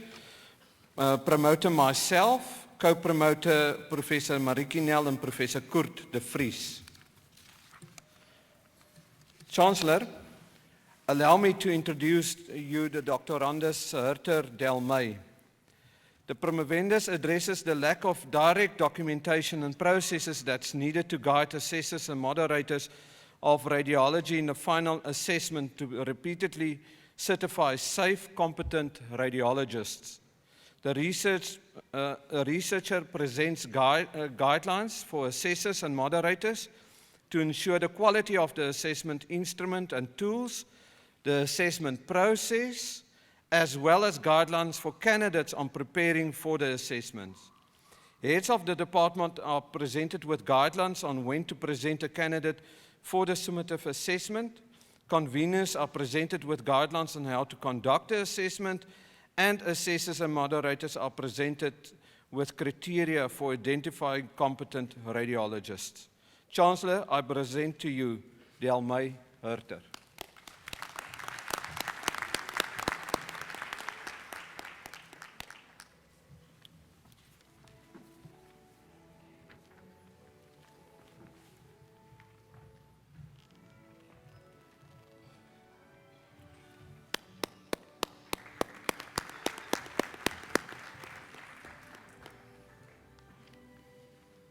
Spies Cynthia with specialisation in nursing met spesialisasie in verpleegkunde with a thesis titled A Strategy for Meaningful Simulation Learning Experience in Postgraduate Pediatric Nursing Program, promoter Professor Yvonne Botma.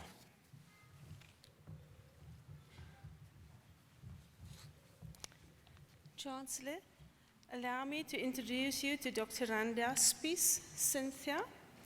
The provender explores the use of simulation as teaching and learning method in a student population group that has not previously received attention.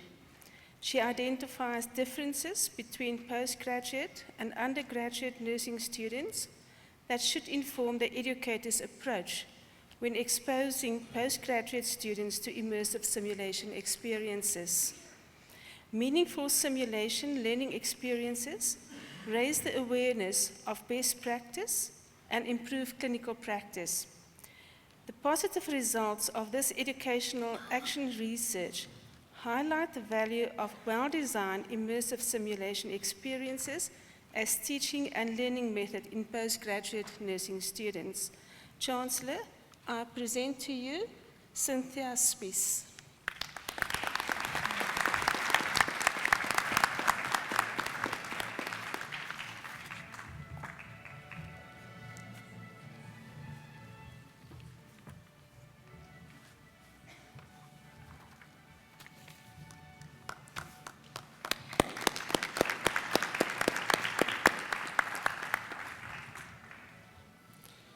Van Wyk Chantel with specialisation in health professions education met spesialisering in gesondheidsberoepe onderwys with a thesis titled A Staff Development Program for Newly Appointed Academics in the Faculty of Health Sciences, University of the Free State. Promoter Professor Marieke Nel, co-promoter myself. Chancellor, allow me to introduce you to the Dr. Randa Van Wyk Chantel. The promovenda makes a meaningful contribution to the new knowledge in the field of health professions education. The candidate developed a contextual, relevant, original and functional program for staff development aimed at the orientation, development and support of newly appointed academics, benchmarked against new and innovative teaching and learning methods. Findings that have been implemented have already contributed to improving the overall quality of teaching and learning, educational research, and administrative competence. The thesis aims to enhance the learning success of students as healthcare professionals so that they will deliver a skillful and valuable service to their communities. Research papers have been presented both national and international, and a publication is recommended. Chancellor, I present to you Van Wyk Chantel.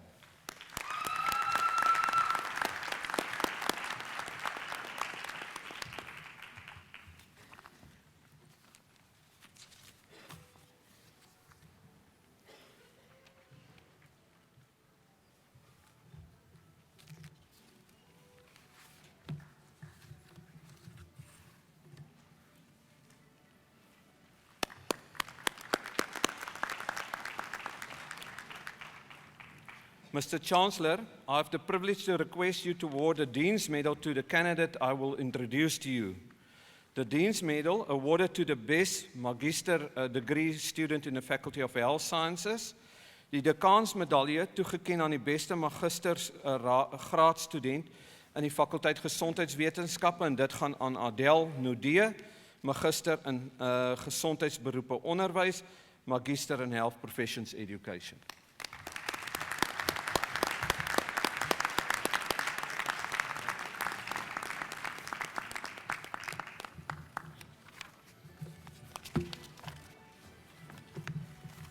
Chancellor.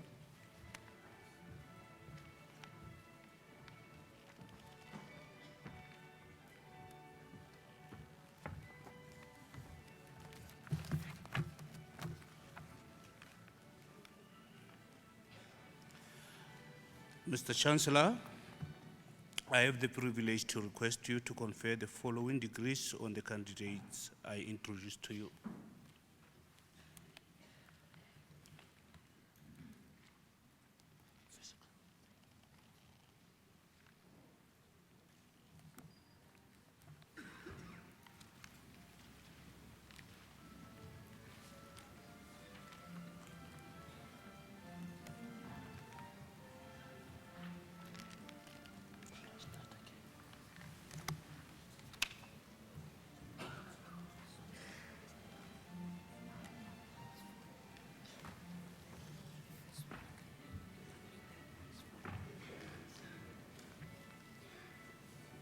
Magister Artium, Higher Education Studies.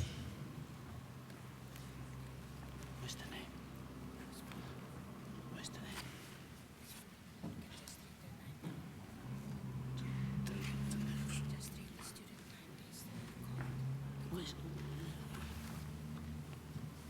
Loda Lecia Charlotte.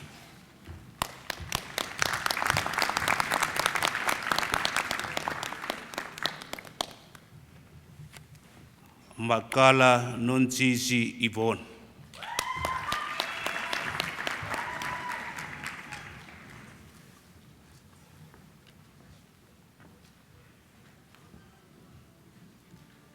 Mohapi Brown Papiso Irene.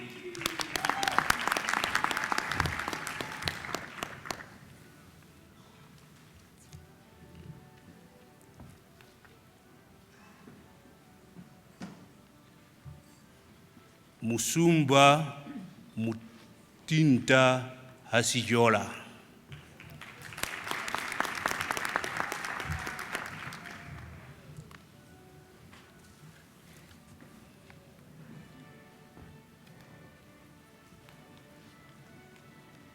Nchapi Elizabeth Muipone.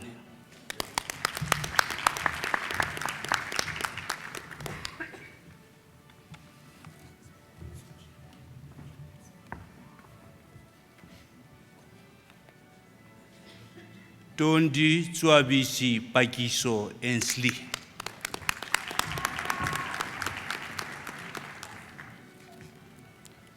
Magister Educationist.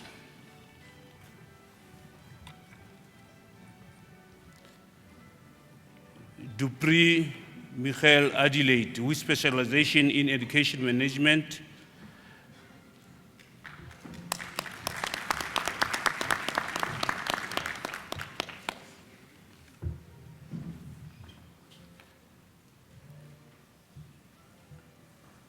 Engelbrecht Lawrence Martinez, with specialization in education management.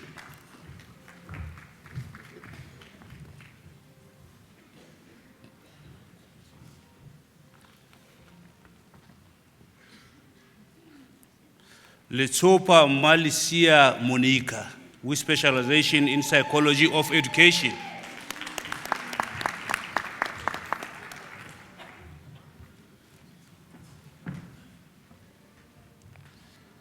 Nicole Henry James, with specialization in psychology of education.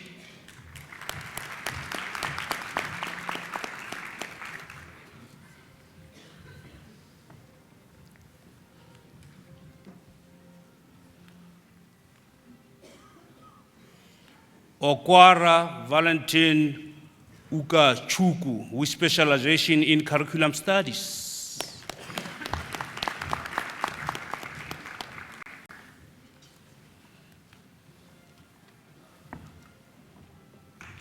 Olivier Joanne Patricia, with specialization in curriculum studies and a degree with distinction.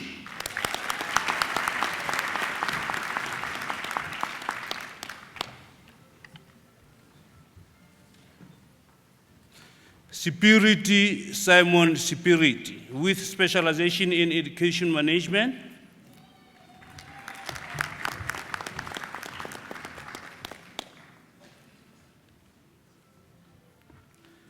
Peace Stephanie Karen, with specialization in curriculum studies and a degree with distinction.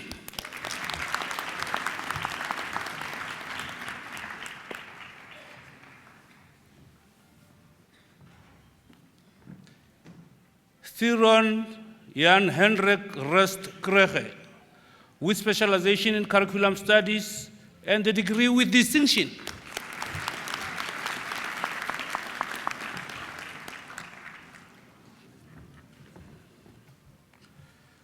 Van der Waard Hendrik Stefanus, with specialization in education management.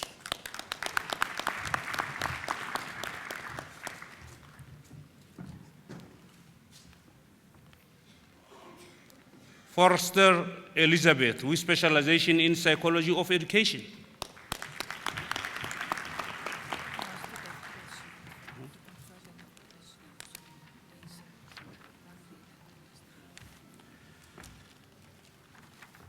Mr. Chancellor, I have the privilege to request you to confer the following degrees on the candidates I introduced to you. Philosopher Doctor. Kalis Martha Lydia Dalita, with specialization in higher education studies, with a thesis titled A Capabilities Approach to Student Experiences of Pedagogy, Power and Well-Being at the South African University. Promoter, Professor Melanie Walker, co-promoter, Dr. Meredith Wilson Stradon.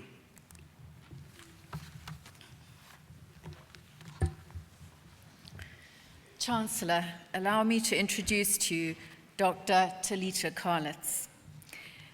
The thesis makes a seminal contribution to the challenge of equality of participation for undergraduate university students, which remains an urgent question in South African higher education. Dr. Karlitz originally addresses the structural factors that maintain patterns of unequal access and participation for socioeconomically vulnerable first-generation university students. Drawing on a capabilities approach and human development values, she proposes a list of capabilities as a model of equal participation in response to these inequalities. The findings in this thesis offer a significant contribution to addressing structural injustices at institutional level, while also drawing on individual student resources and agency. Chancellor, I present to you Talita Karlitz.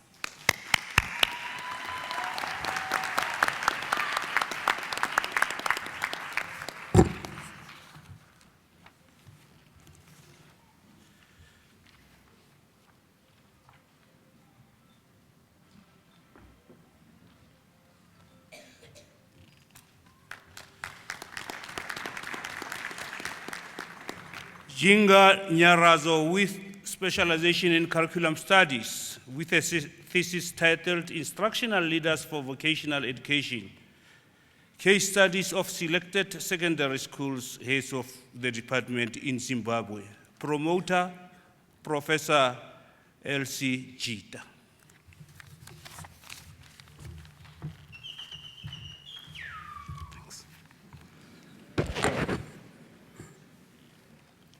Chancellor, allow me to introduce you to Dr. Randa Jinga Nyaradzo. The promovenda makes a contribution to the study of subject leadership in developing countries within the context of a subject area that has received very little attention. While we know a lot more about how heads of department and other subject leaders operate in many of the academic subjects, such as mathematics, science, languages, etc., there's very little research on leadership for vocational education. Jinga argues that despite the recent attention to instructional leadership and its influence on the academic curriculum, very little has been done to improve teaching and learning in vocational education. Her study identifies two major practices that will need to be reshaped if an improvement in the leadership of vocational subjects is to be realized. Firstly, the prevailing practice of arbitrary nominations and appointment of HODs for vocational education by school heads in Zimbabwe has to be revisited. Secondly, the reliance on heroic leadership practices that associate subject leadership with one individual, usually a male teacher, has to give way to distributed leadership approaches that take into cognizance the conglomerate nature of vocational subject departments and the presence of women in vocational education. The findings significantly contribute to our knowledge and scholarship of subject-based leadership, especially in the context of vocational and technical education. Chancellor, I present to you Nyaradzo Jinga.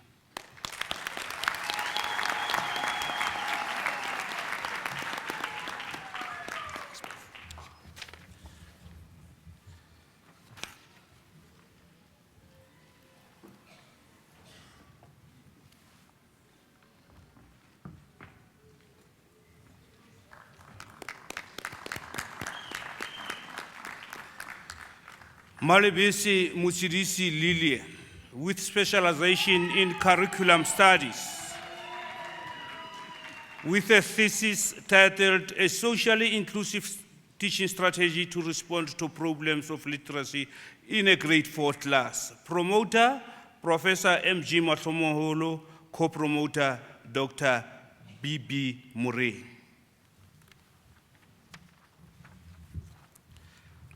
Chancellor, allow me to introduce you to Dr. Randa Malebisi Mutsidisi Lilian.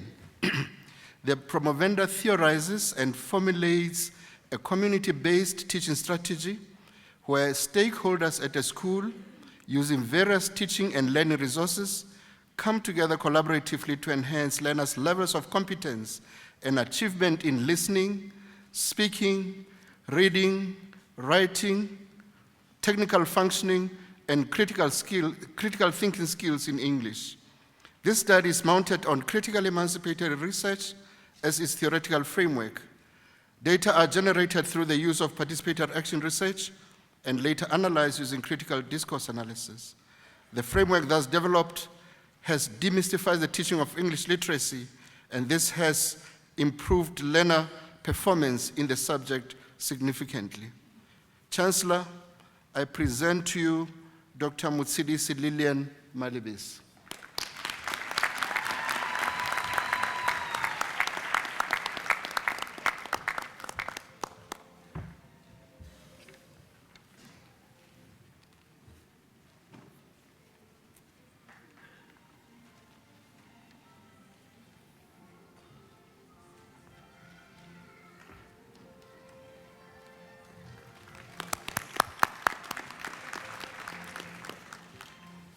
Malinga Cynthia Bakolile Balamlile, with specialization in curriculum studies, with a thesis titled Method Management and Instructional Leadership, the Case of Natural Sciences Heads of Department in the Gauteng Province. Promoter, Professor Elsie Jita.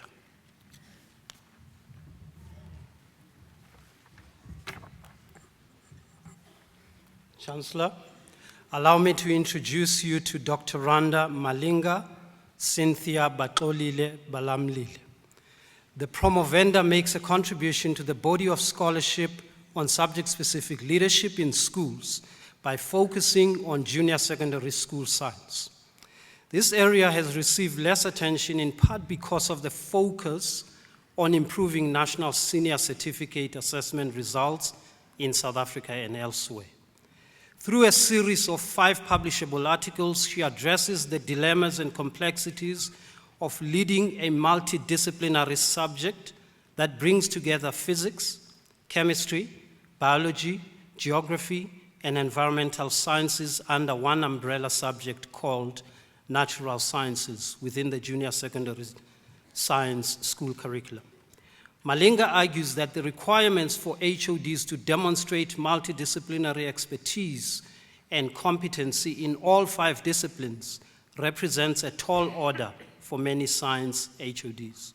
Furthermore, the capacity of science HODs to provide effective instructional leadership is compromised by their middle management status, which does not provide the time, resources, or the required authority for such subject leadership in schools. Malinga thus calls for a review of both the structures and the practices for subject leadership in schools in order to streamline and improve the capacity to lead by HODs, especially in natural sciences and other conglomerate subject departments.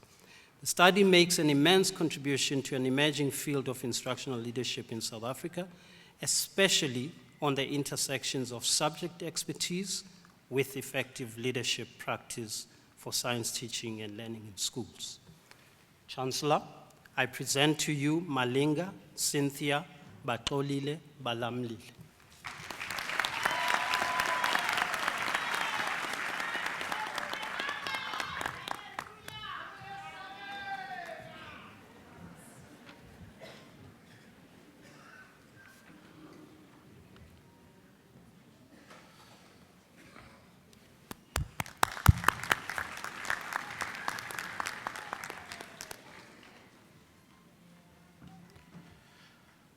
Mandiuza Leona, with specialization in curriculum studies, with a thesis titled Instructional Guidance for Marginalized Subjects in Zimbabwe, a case study of the vocational and technical subject in the Masvingo district. Promoter, Professor Elsie Jita.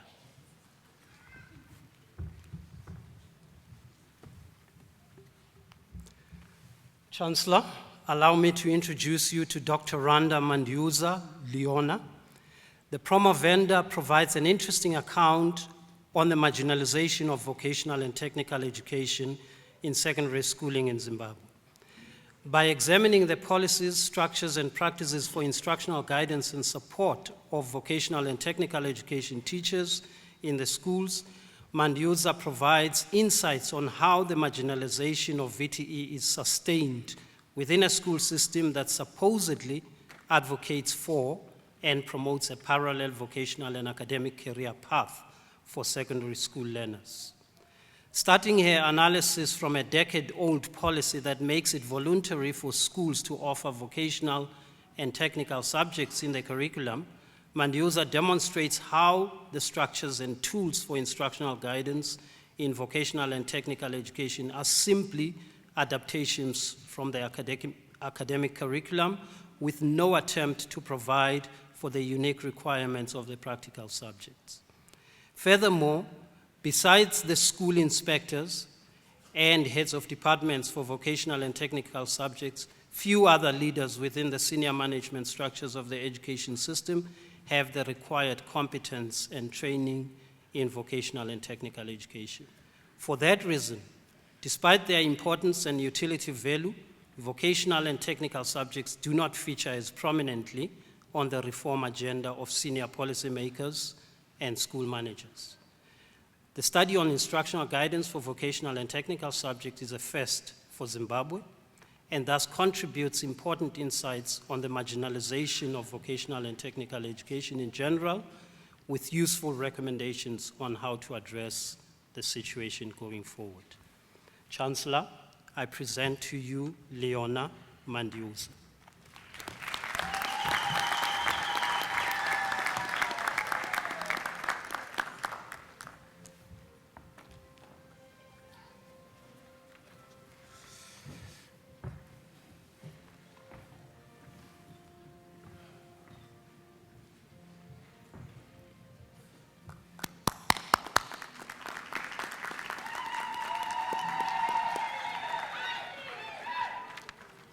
Musia Magagatela Simon, with specialization in curriculum studies, with a thesis titled Improving Teachers' Technological, Pedagogical Content Knowledge for Teaching Euclidean Geometry using Integrated Information Communication Technology Software.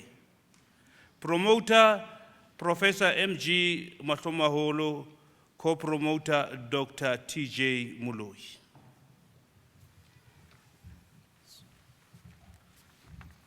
Chancellor, allow me to introduce you to Dr. Randus Musia Magagatela Simon. The Promovendus makes a contribution to the teaching of Euclidean geometry with the aid of integrated ICT software. Through this study, the candidates demonstrated how ICT software can be used to concretize abstract Euclidean geometry theorems. Guided by the theoretical lens of bricolage, the candidate formulated a multi-layered strategy which enables teachers to unravel the complexities of knowledge needed for teaching Euclidean geometry using ICT software. The results of the study reveal the value of the strategy towards enhancing teachers' knowledge on teaching Euclidean geometry with the aid of ICT software. Chancellor, I present to you Dr. Magagatela Simon Musia.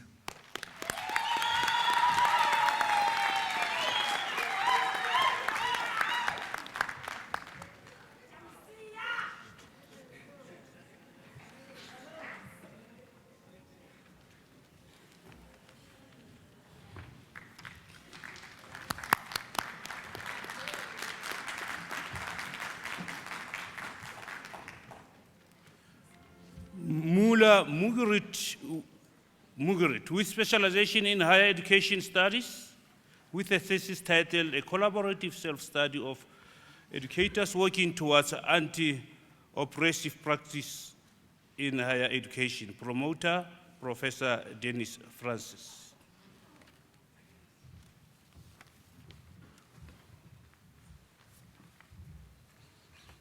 Chancellor, allow me to introduce to you Dr. Randa Müller-Marguerite. The Promovenda explores the current context of higher education in South Africa through arts-based methods. She looks at educator experiences in higher education through an anti-oppressive lens, which is framed in critical and post-structural theories. The study shows how educators operate in spaces of uncertainty, discomfort, and self-doubt, and how our experiences are disruptive, interrupted, and messy. Consequently, it foregrounds educators as complex beings and resists the idea that there is a correct way to be or to teach. In this way, it troubles prescriptive recipes for anti-oppressive practice by looking at creative avenues of exploring one's identity to become different. Chancellor, I present to you Marguerite Müller.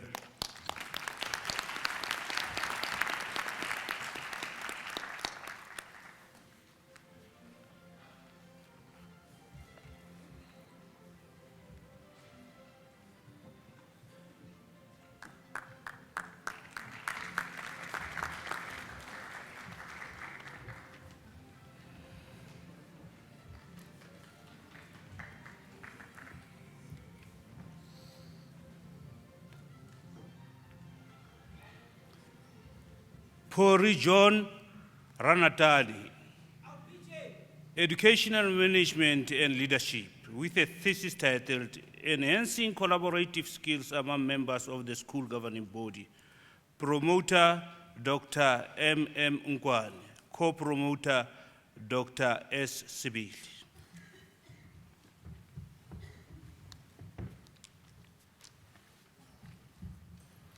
Chancellor, allow me to introduce to you Dr. Pori John Ranatani.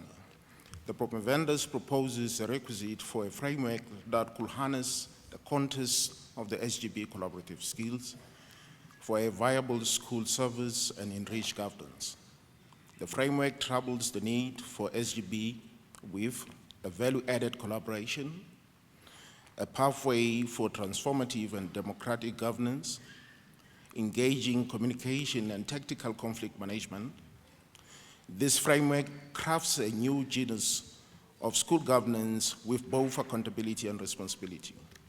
This thesis commends a competitive service delivery by the SGB, whisking for corporate social responsibility, advancing principles of Ubuntu with values of decorum, cooperation, hope, and respect for excellent outcomes. This framework improves communicative ability of the SGB members by providing with them negotiation skills, networking skills, leadership skills, conflict management, emotional intelligence. Furthermore, the framework amplifies constitutional ideals such as gender equality, democracy, human dignity, cultural inclusivity, and social justice through fair-mindedness. Chancellor, I present to you John Rantani Pori.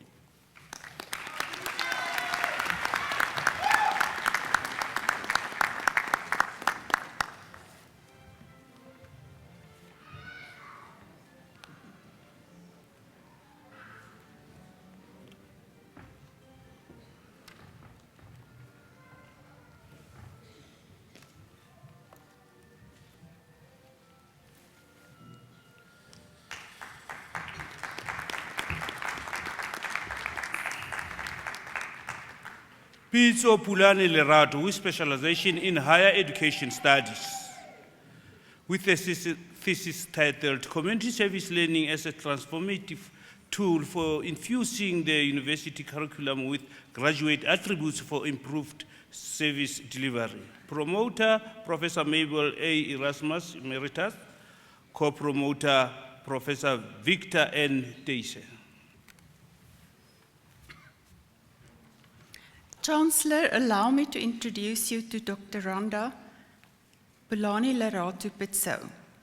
The Promovenda makes a substantive contribution to engage scholarship by investigating how higher education can increase its contribution to preparing graduates for effective and efficient implementation of the Batu Pile, or People First, service delivery principles of government. Her study culminates in an epistemological framework for the infusion of attributes towards holistic development of people-oriented graduates through the integration of transformative community service learning in the curriculum.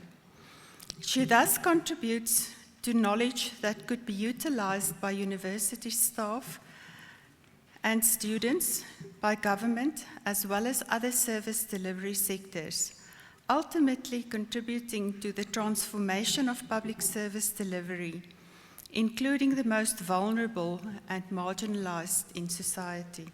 Chancellor, I present to you Bulani Lerato Pitso.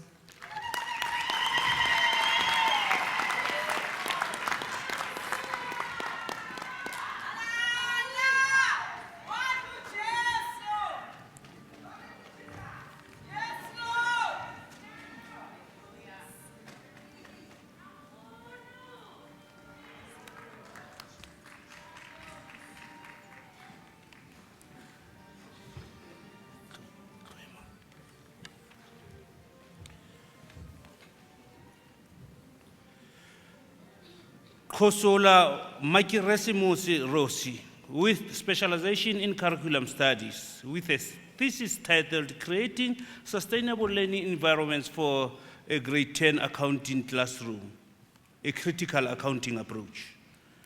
Promoter, Professor M.G. Matlomaholo, co-promoter, Dr. M.M. Ngwan. Chancellor, allow me to introduce you to Dr. Randa Kosola Magresmisi Rosie. The promovenda makes a contribution to the knowledge of teaching and learning of accounting through the aid of critical accounting research as both a teaching and a research approach.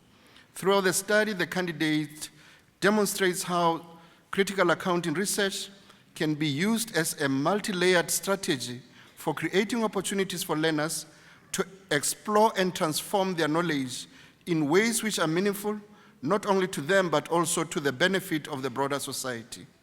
Critical accounting research significantly enhances learner-centeredness, promotes self-regulated learning, and is compatible with the prescripts of a democratic constitution of the country, such as equity, social justice, peace, freedom, and hope. An article based on the study is already published in an international journal. Chancellor, I present to you Dr. Magresmisi Rosie Kosola.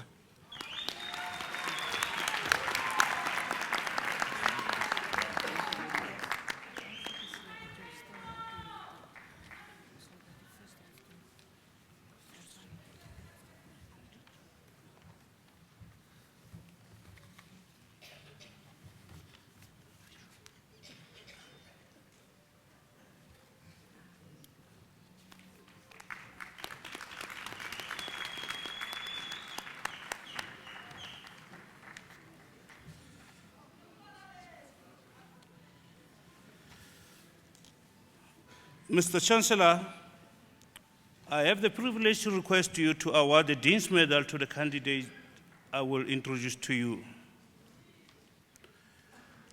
Dean's Medal awarded to the best magister degree student in the Faculty of Education to Mr.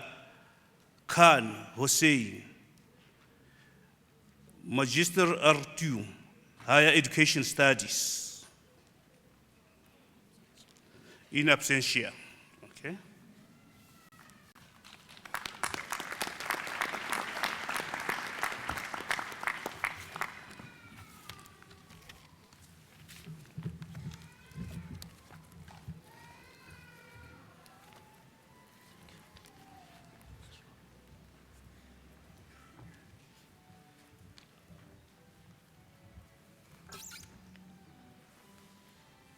Mr. Chancellor, I have the privilege to request you to confer the following degrees on the candidates I introduce to you.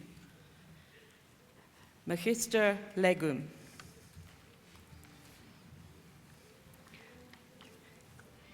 Disa G.E. with specialization in the law of business entities met specialisasie in ondernemingsreg.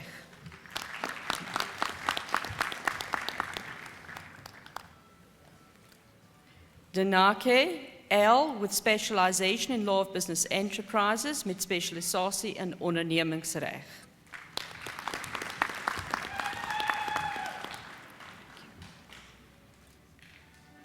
Makani R.J. with specialization in labor law met specialisasie in arbeidsreg.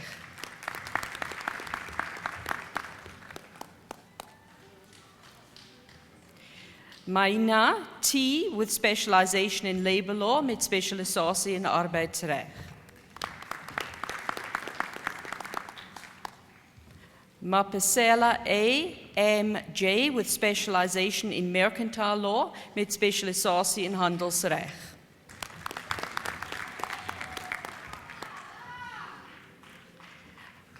Mapetla M.E.T. with specialization in labor law met specialisasie in arbeidsreg.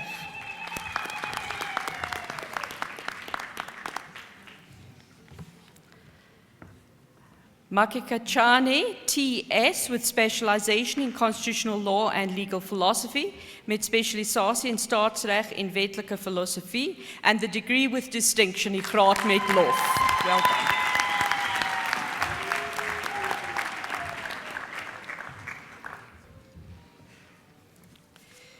Mashwai TJ with specialization in business entities met spesialisasie in ondernemingsreg.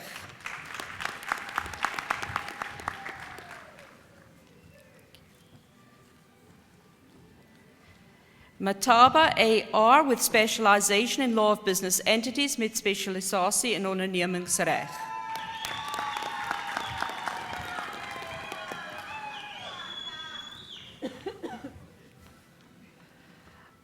Masosotwane MB with specialization in labor law met spesialisasie in arbeidsreg.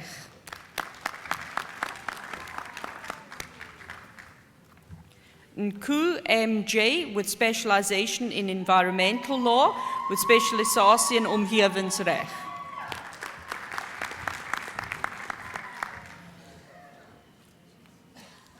Nonkonela NZ with specialization in labor law met spesialisasie in arbeidsreg. Potgieter JMG met spesialisasie in strafreg with specialization in criminal law. Rampai MJ with specialization in law of business entities met spesialisasie in ondernemingsreg.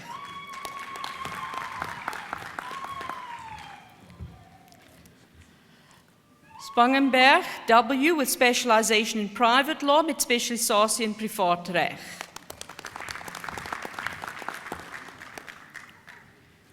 Tuta TB with specialization in labor law met spesialisasie in arbeidsreg.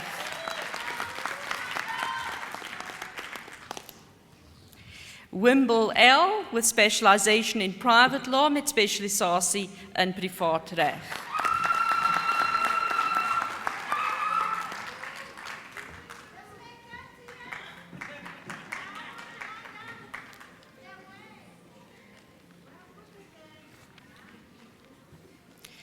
Dr. Philosophia Clute Neville with specialization in law with spesialisasie in regsgeleerdheid with a thesis of metathesis getiteld 'n regshistoriese ondersoek na die aard en ordening van begrafplase in die Suid-Afrikaanse reg. Promotor Dr. NJB Claassen.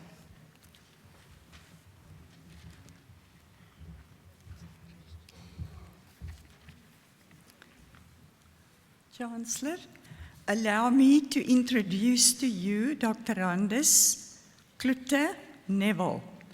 The promovendus undertakes a thorough investigation into the historical development of the common law principles pertaining to cemeteries and explains the application of such principles within the framework of the present-day constitutional dispensation and relevant statutory law. The delicate balancing of the rights of the landowner against the fundamental human right to burial is analysed strikingly inter alia against the backdrop of the burial needs of certain groups of persons as embedded in their religious convictions or cultural practices. It is recommended that enhanced statutory and judicial protection should be provided to cemeteries and graves that are situated on private land in rural areas.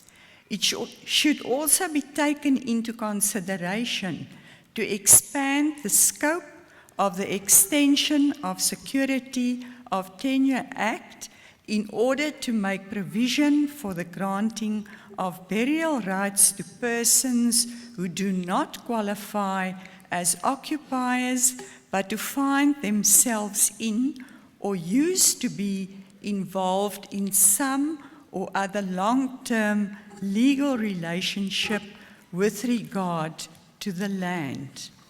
Mr. Chancellor, please note that this is Neville Clute's second doctorate degree in law.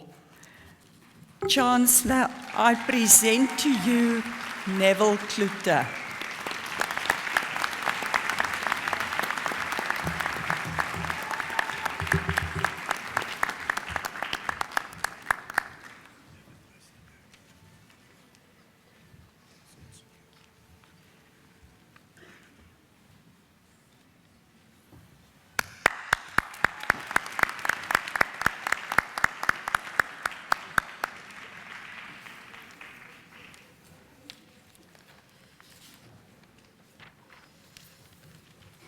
Mr. Chancellor, I have the privilege to request you to award the Dean's Medal to the candidate I will introduce to you.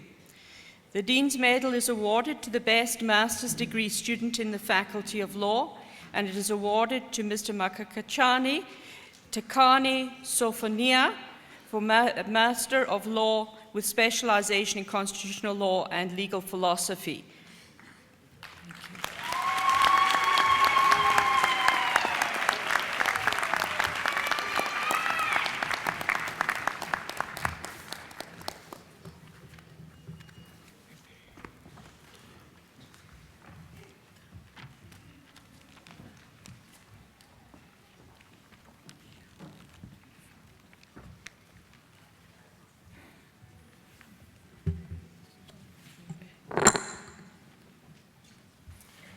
Mr. Chancellor, I have the privilege to request you to confer the following degrees on the candidates I shall introduce to you. Magister Artium in Theology, Magister Artium in Theologie.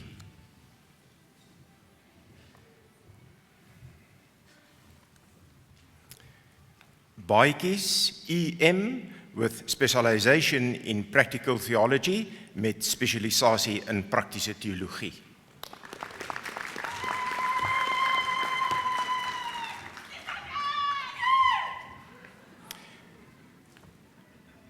Majid DS with specialization in systematic theology met spesialisasie in dogmatologie.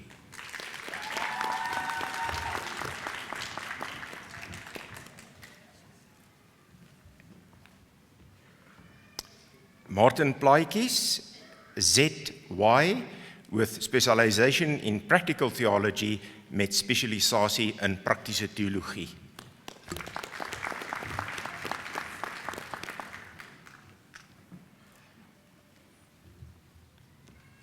Ramonotsi, ZK, with specialization in practical theology met spesialisasie in praktiese teologie.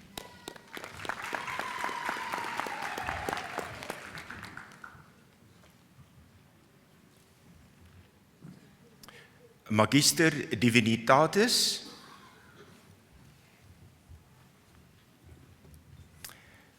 de Klerk J.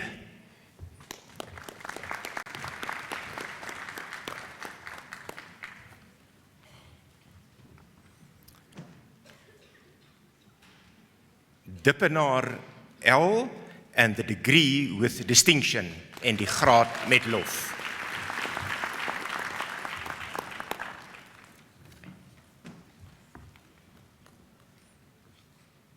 Lammertuin, J.A.R.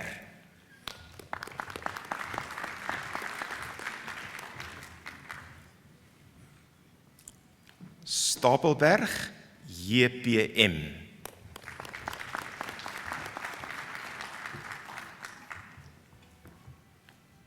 Van Heerden, D.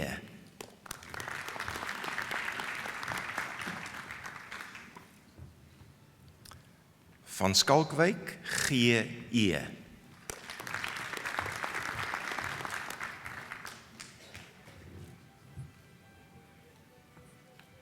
Van Wyk, M, and the degree with distinction en die graad met lof.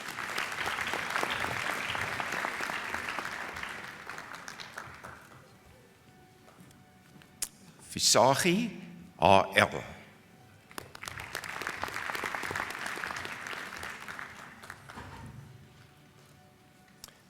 Magister Theologiae, Malon S. with specialization in practical theology met spesialisasie in theologie.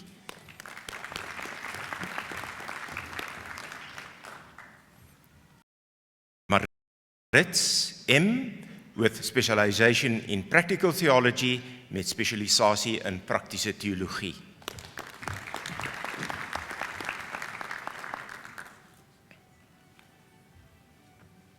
Matundela C.C. with specialization in New Testament met spesialisasie in Nuwe Testament.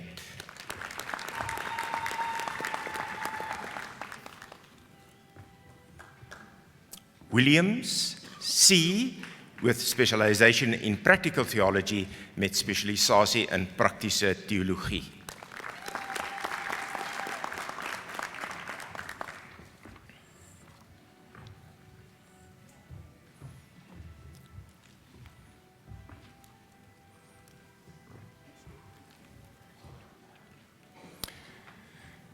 Philosophiae Doctor Brown G.J.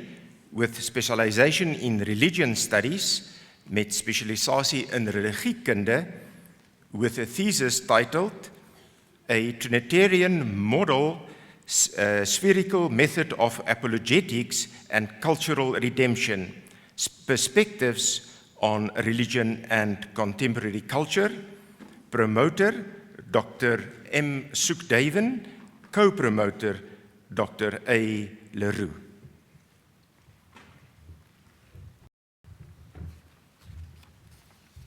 Anders Brown Guilherme Jr. The Provendus makes a contribution both to the contemporary philosophy of religion and the philosophy of culture, unapologetically rooted in the Reformed tradition and inspired by continental and neo-Calvinist philosophies. He addresses different focus areas of the contemporary life world from a traditional standpoint, although he doesn't ignore postmodern sensibilities and the rapidly shifting challenges of our time. As a result, he develops a confessional and open-ended approach known as TMSA, which reaffirms the relevance of traditional Christian religion in contemporary life and culture. Chancellor, I present to you Guilherme Jr. Brown.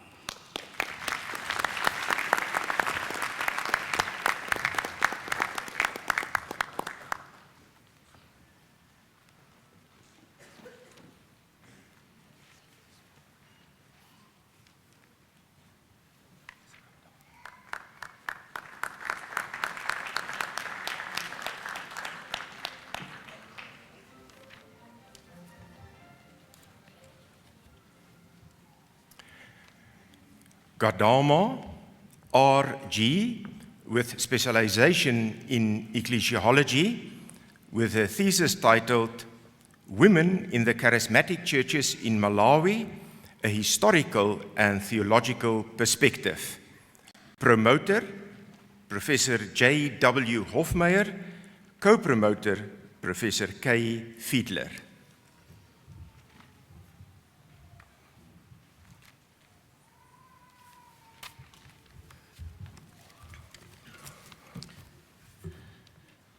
Mr. Vice-Chancellor, as the proverb goes, last but not least, these two candidates of mine.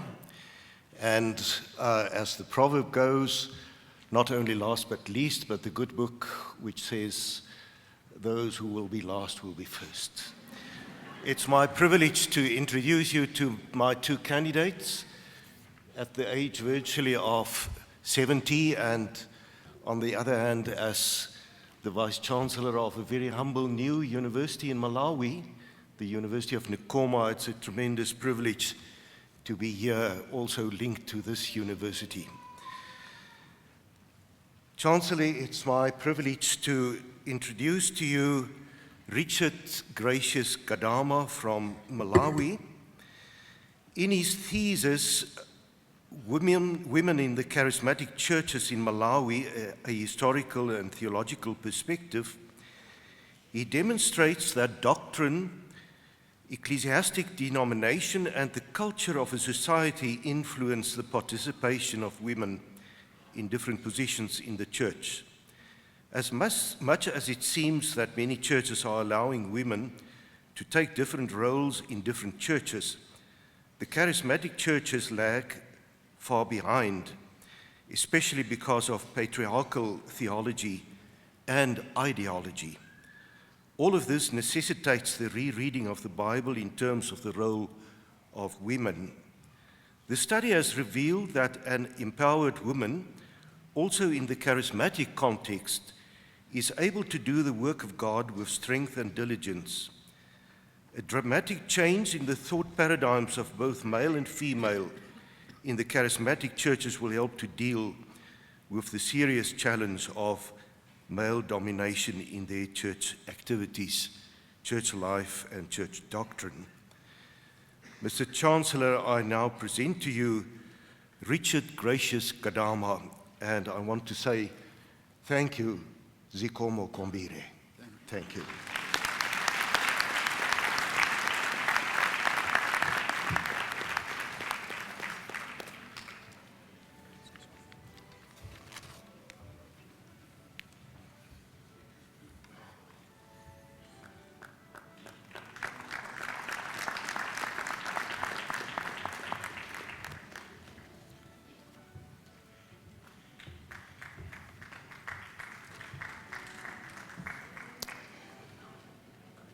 Munyenyembe Rhodian, with specialization in ecclesiology, with a thesis titled A History of the Church of Central Africa Presbyterian as a Federative Denomination 1924 to 2015.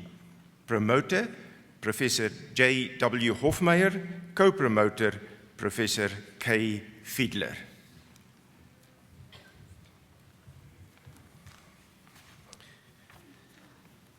Mr. Chancellor, allow me to introduce you to Rhodian Munyenyembe, also from Malawi. In his thesis in the field of church history and church polity, he validates the research hypotheses that the Church of Central Africa Presbyterian, which is the second largest church in Malawi next to the Catholic Church, with its ongoing inner wrangles and its own leadership's recognition of the lack of real unity, has lost its denominational bearings, having become in fact a loose umbrella body of 5 distinct synods or even denominations. It is concluded that the CCAP needs an urgent reorientation towards greater unity and to develop into a single and fully united denomination. It can, however, only be successful if the leaders of the 5 separate synods are more concerned with the future of this church than with the current divisions or the glorious past of the missionary era from whence the separate 5 synods have come. It's now my privilege to introduce to you Rhodian Munyenyembe, and I say thank you very much, baie dankie, and as in Malawi they often say baie dankie, but then baie dankie. So, and Zikomo Kombire.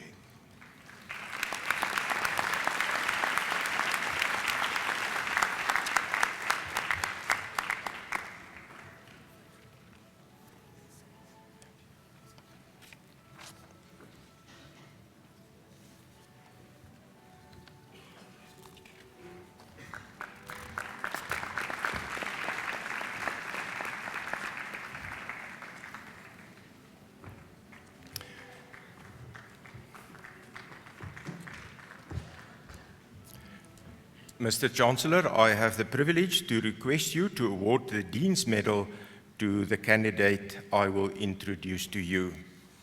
The Dean's Medal, awarded to the best Magister degree student in the Faculty of Theology, goes to Mr. A.J. Griesel with specialization in historical theology. met spesialisasie in historiese teologie.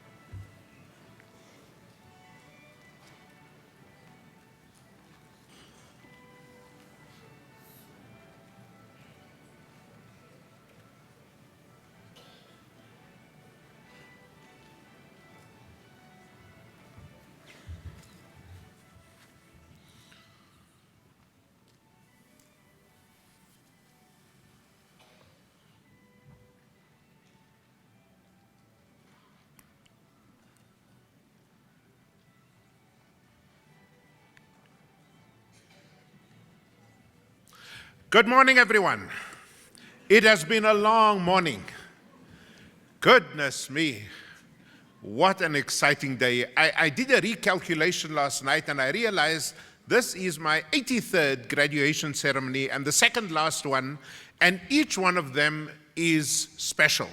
And the reason it's special is because you, as our graduates, are so special. I just want to tell you, you don't normally look very attractive in your dirty jeans and as you sort of, go through the campus. But today, each one of you looks incredibly smart. You just look smart and you look attractive and you look handsome and you look wonderful. And I think we are proud at the University of the Free State to have the best graduates in this country. Give them a round of applause, please. They are absolutely amazing. Absolutely amazing. Wow. And to my bosses, the chairman of our council, Justice Ian van der Merwe, the person who runs the show on these special days, our Chancellor, Dr. Joel Samoff, since I might not see them again, I want to say thank you very much for being outstanding leaders of this university. I've never done this before. Would you give them a round of applause, please, for being absolutely amazing leaders? And then I also want to say to you that we have some amazing people here in the audience today. They're very quiet. They're not normally quiet. We have the CEO of APSA, Maria Ramos. I don't know why she's here. I think it's got something to do with Trevor. But she is here to, would you give Maria Ramos, our banker? She banks the university, a round of applause. We have outstanding professors here from other universities who either came to see their own children or students graduate. You've seen my friend Hoffie Hofmeyer, with whom I worked at the University of Pretoria years ago. He's an amazing man.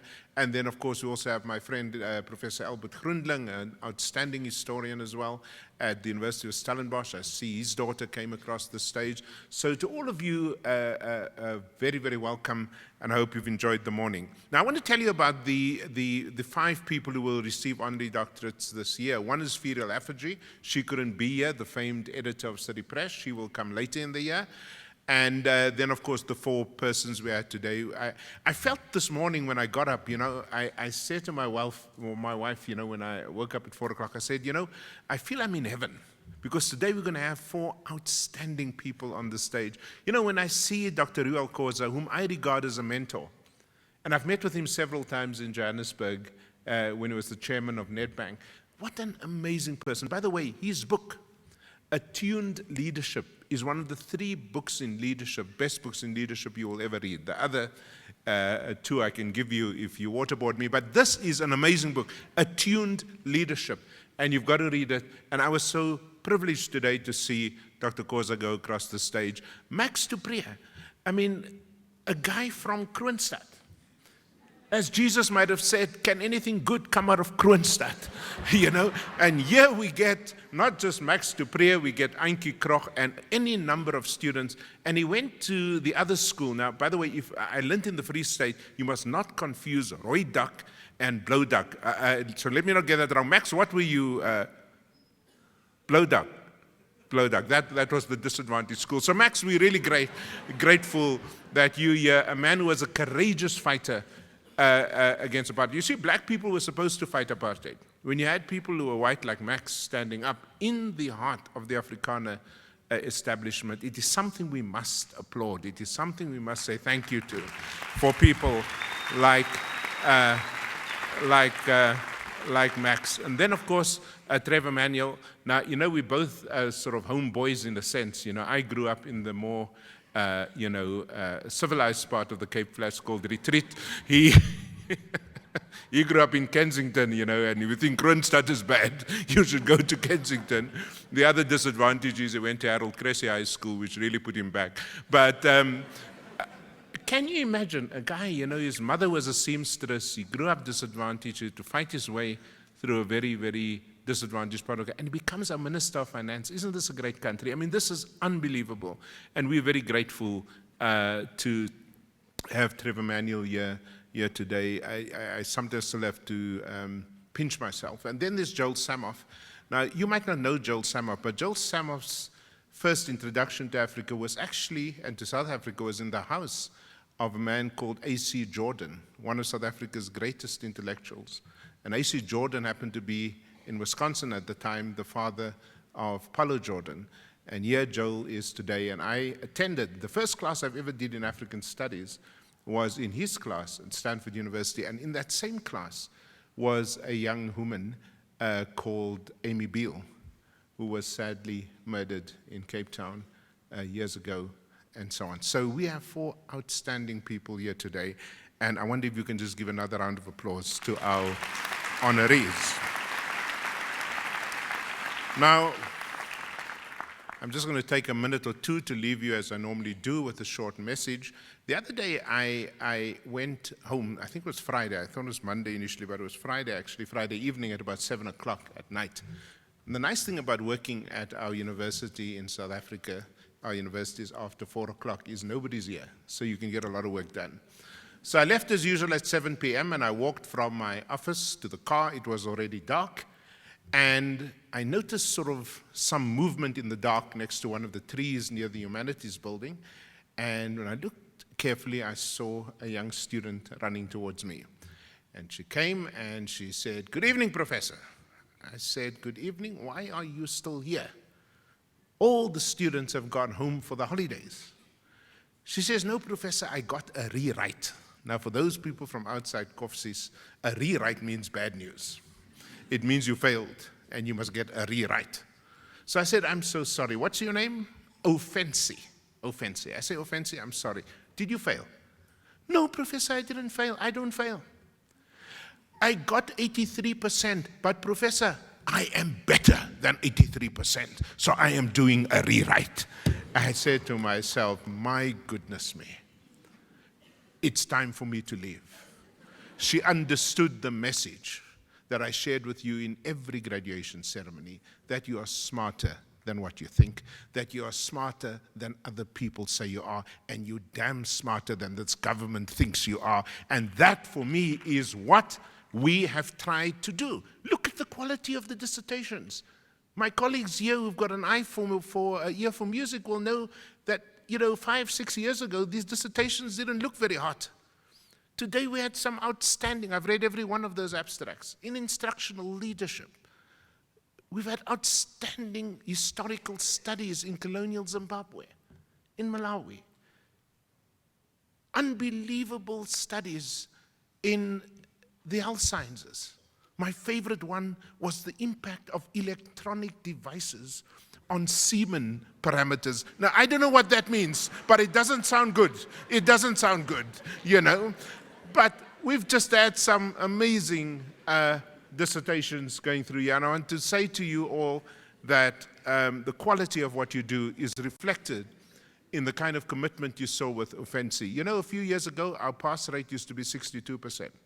Just by raising the entrance requirement and putting much more into teaching through my colleagues, the pass rate this year is 82%. Same students, different message. Same students, different message. And you need to hear that message in a country where too many children still are allowed to pass with 30 and 40%. We're now the only country that has automatic promotion in the senior phase. Do you know how disgraceful that is? That if you fail in grade 10, you are not allowed to fail again. That is why a lot of grade 12 children are now writing having never passed. in the last 3 years. Our country is better than that. You are better than that. You know, this is a country that this year will have 80% of students writing mathematical literacy. That's mathematics for dummies. And only 20% writing mathematics. It's not because our kids can't do mathematics, it's because you've grown up in a system that has made you so used to low standards, low expectations, that the story of Ofensi is so important for you to hear. And this is wonderful to see the changes amongst you and the expectations that you will come back over and over again to study, to get the PhD, to do the postdoc, and to continue to be accomplished in your professional fields, wherever you might find yourselves. Now, however smart I just told you you are, the truth is you did not get here by yourself. Those people sitting over there, I know they made huge sacrifices for you to get here. Huge sacrifices. In fact, when I got out of my car this morning, the Loader family was around their car, and their 2 children are always very chirpy when they see me. And I said to them, "Hey, congratulations, your mother's getting a master's today." She's our head of communications. And the daughter said, "At last. Thank God. Dis alles verby." And so can I ask the graduates, out of respect for the people who brought you here, would you stand and give them a round of applause up there, please? Thank you very much. I can't hear you.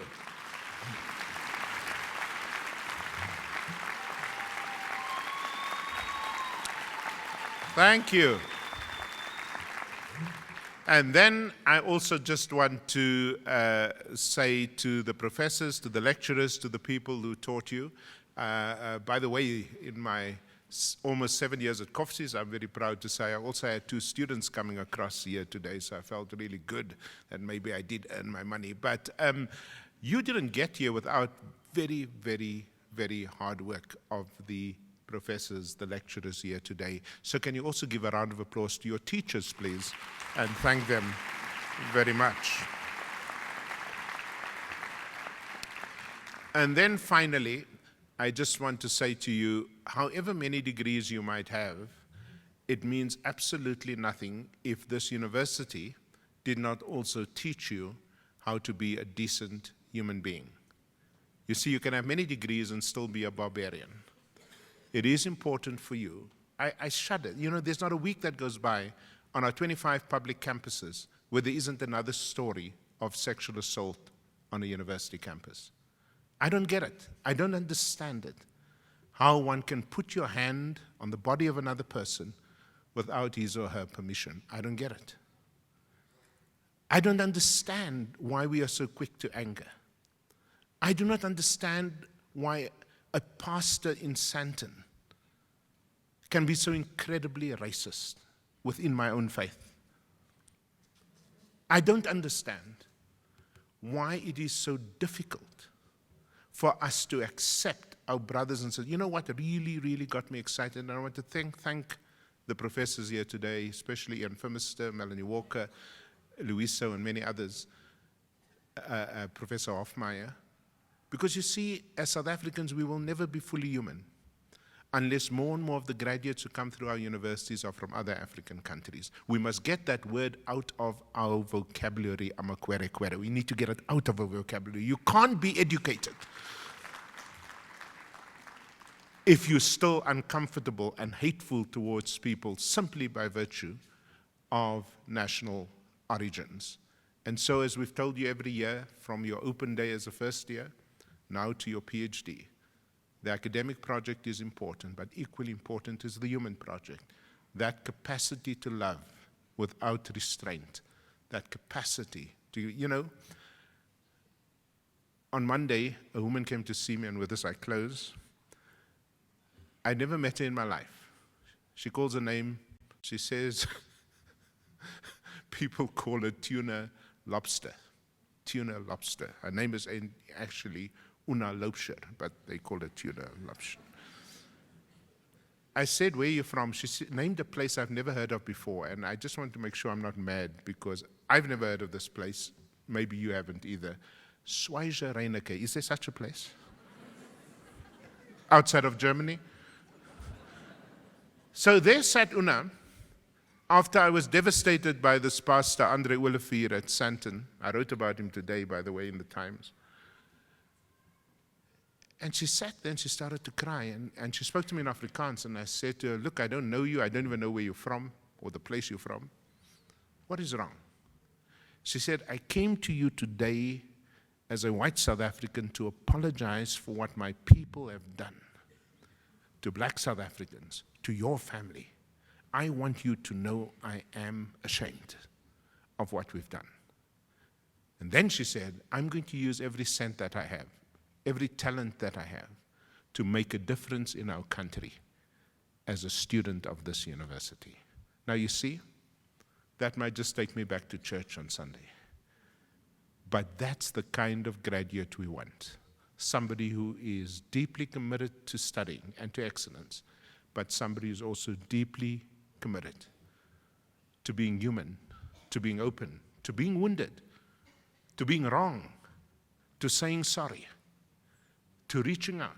That thing that Cornell sang so beautifully, a song made famous years ago. If I can help somebody as I walk along, then, and only then, will your living not be in vain. God bless you. We are proud of you and have a wonderful life. Thank you.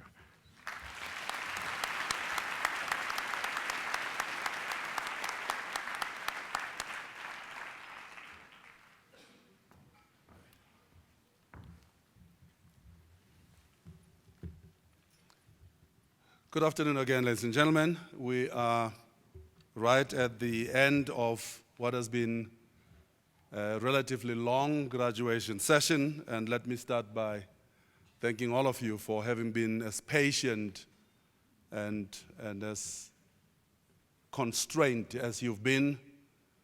A few of us had young ones, children that at some point in time it became clear that it was a bit of a challenge to keep them as quiet as we'd like them to be, and let me thank you too for doing your best to get this ceremony, long as it was, to remain as dignified as it has been.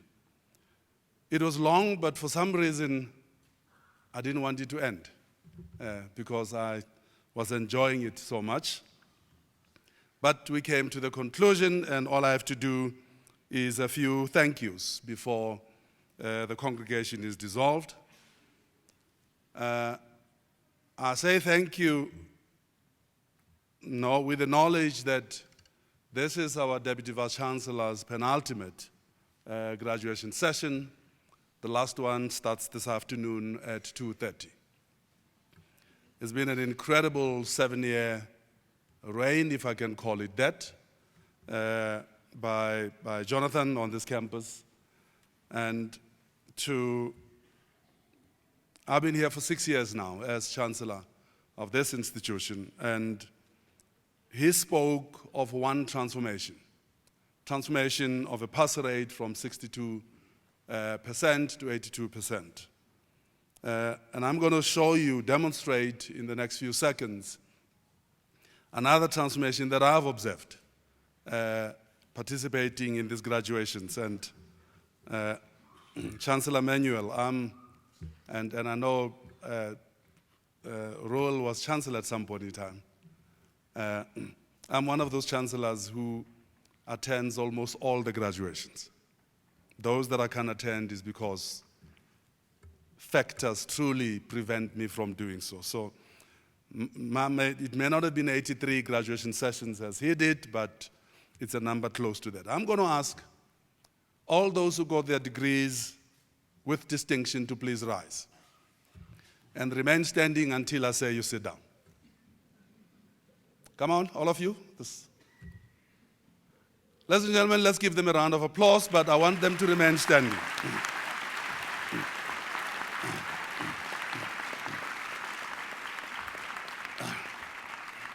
As they remain standing, I'm a natural scientist, so naturally I do experiments.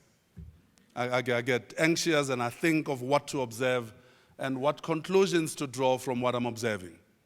6 years ago when I started, people standing like the ones that are standing now would be easily 90% white and about 80% male. What has happened over the last 6 years that I've been here has been an amazing transformation. In the undergraduate graduations, we now are at the point where when I ask them to stand, like I'm asking these to stand, they're 80% female. So the transformation has shifted from very male profile to a very female profile, and I consider that to be an incredibly wonderful development. But also, in race terms, 6 years ago, maybe 1 or 2 black ones from Zimbabwe or Malawi would stand up. And we've observed over the last 6 years the demographic profile of these distinctions also change. And I truly want to say to Jonathan, this has to be attributed, I think, to the project that you brought into this institution. You are not just a vice-chancellor. You are a project leader. You brought a project to this institution.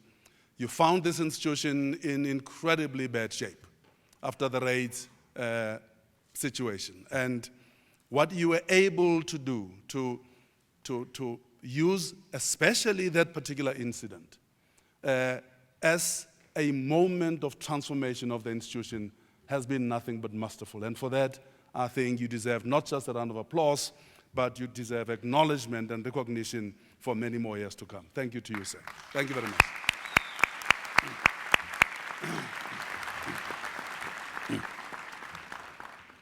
I'm going to ask Professor Flemister to please stand, and Professor Melanie Walker, Professor Jita, and Professor Mahlomakulu. Please rise.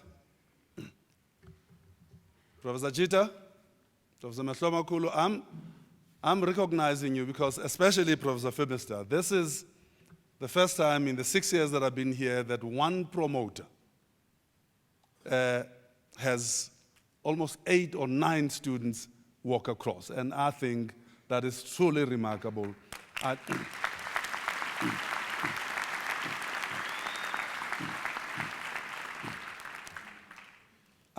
For those who have not promoted, it may not be as obvious as how much it takes to supervise students and to have the number that you had walking across the stage here, and Professor Walker. But with Professor Walker also, what I found interesting is a cross-disciplinary nature of your students. You are here in economics and management sciences, humanities, and education. And that speaks to what the new pedagogy must be about. It must be cross-disciplinary and transdisciplinary, because the problems that human society currently is confronted with, cannot just be solved within single disciplines. And I think your scholarship, Professor Walker, is the kind of scholarship that I think all of us should start. And it's a very difficult, transdisciplinary scholarship is very difficult. We're struggling with its very definition, in addition to actually putting it in place. And you demonstrated today that it can be done. And congratulations to you too.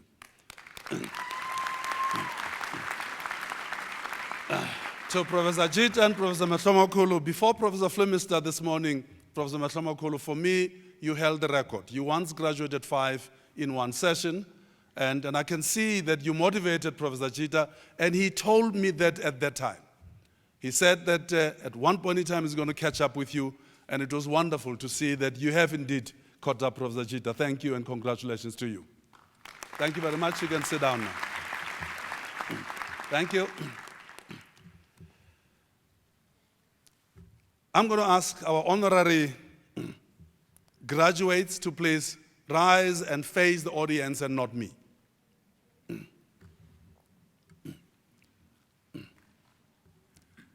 And I'm going to ask Margriet and Anthony to please rise and face the audience and not me.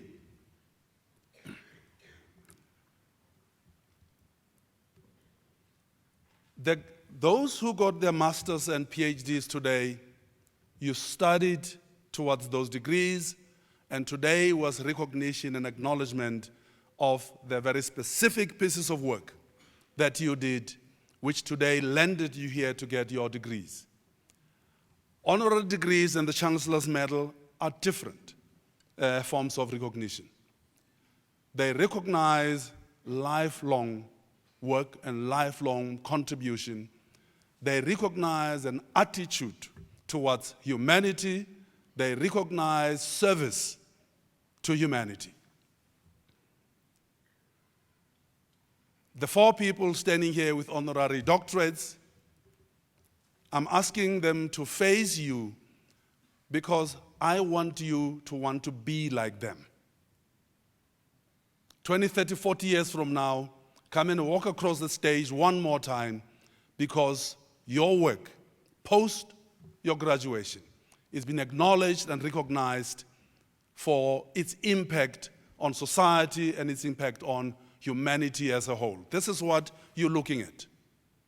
There's 6 incredible human beings standing here in front of you who've done so much, not just for this country, as Professor Samoff's work indicates, and Anthony's work indicates, and Magriet's as well.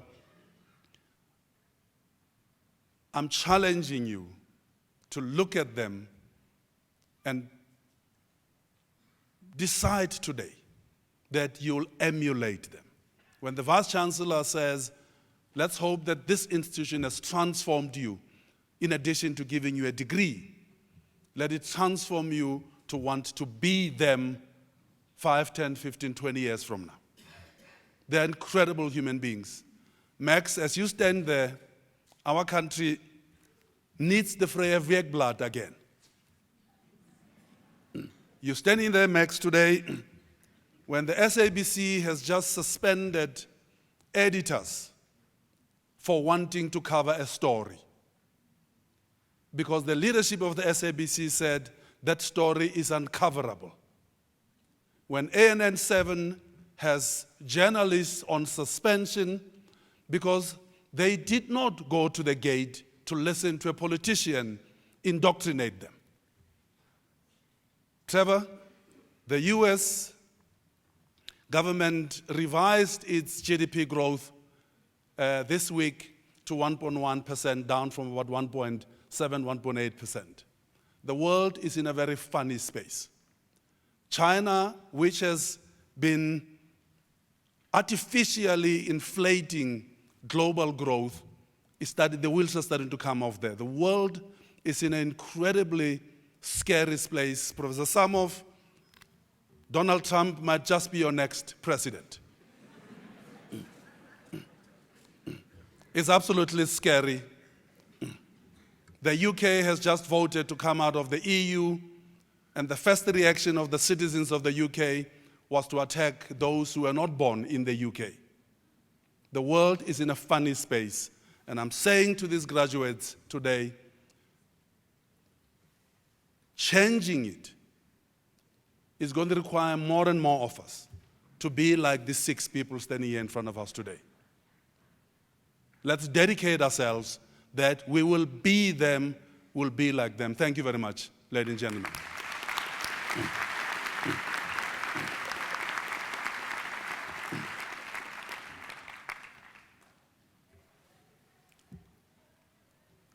This brings us to the end of the proceedings for this morning. The university takes great pleasure in inviting you for coffee, tea, and juice in the H. van der Merwe Scholes Hall, which is to the west, that means to the left, as you walk out of this venue. We will shortly rise and join in the singing of the national anthem, which will be led by Yanni Marais, one of our own first-year students, accompanied by an ensemble directed by Juanita Alt.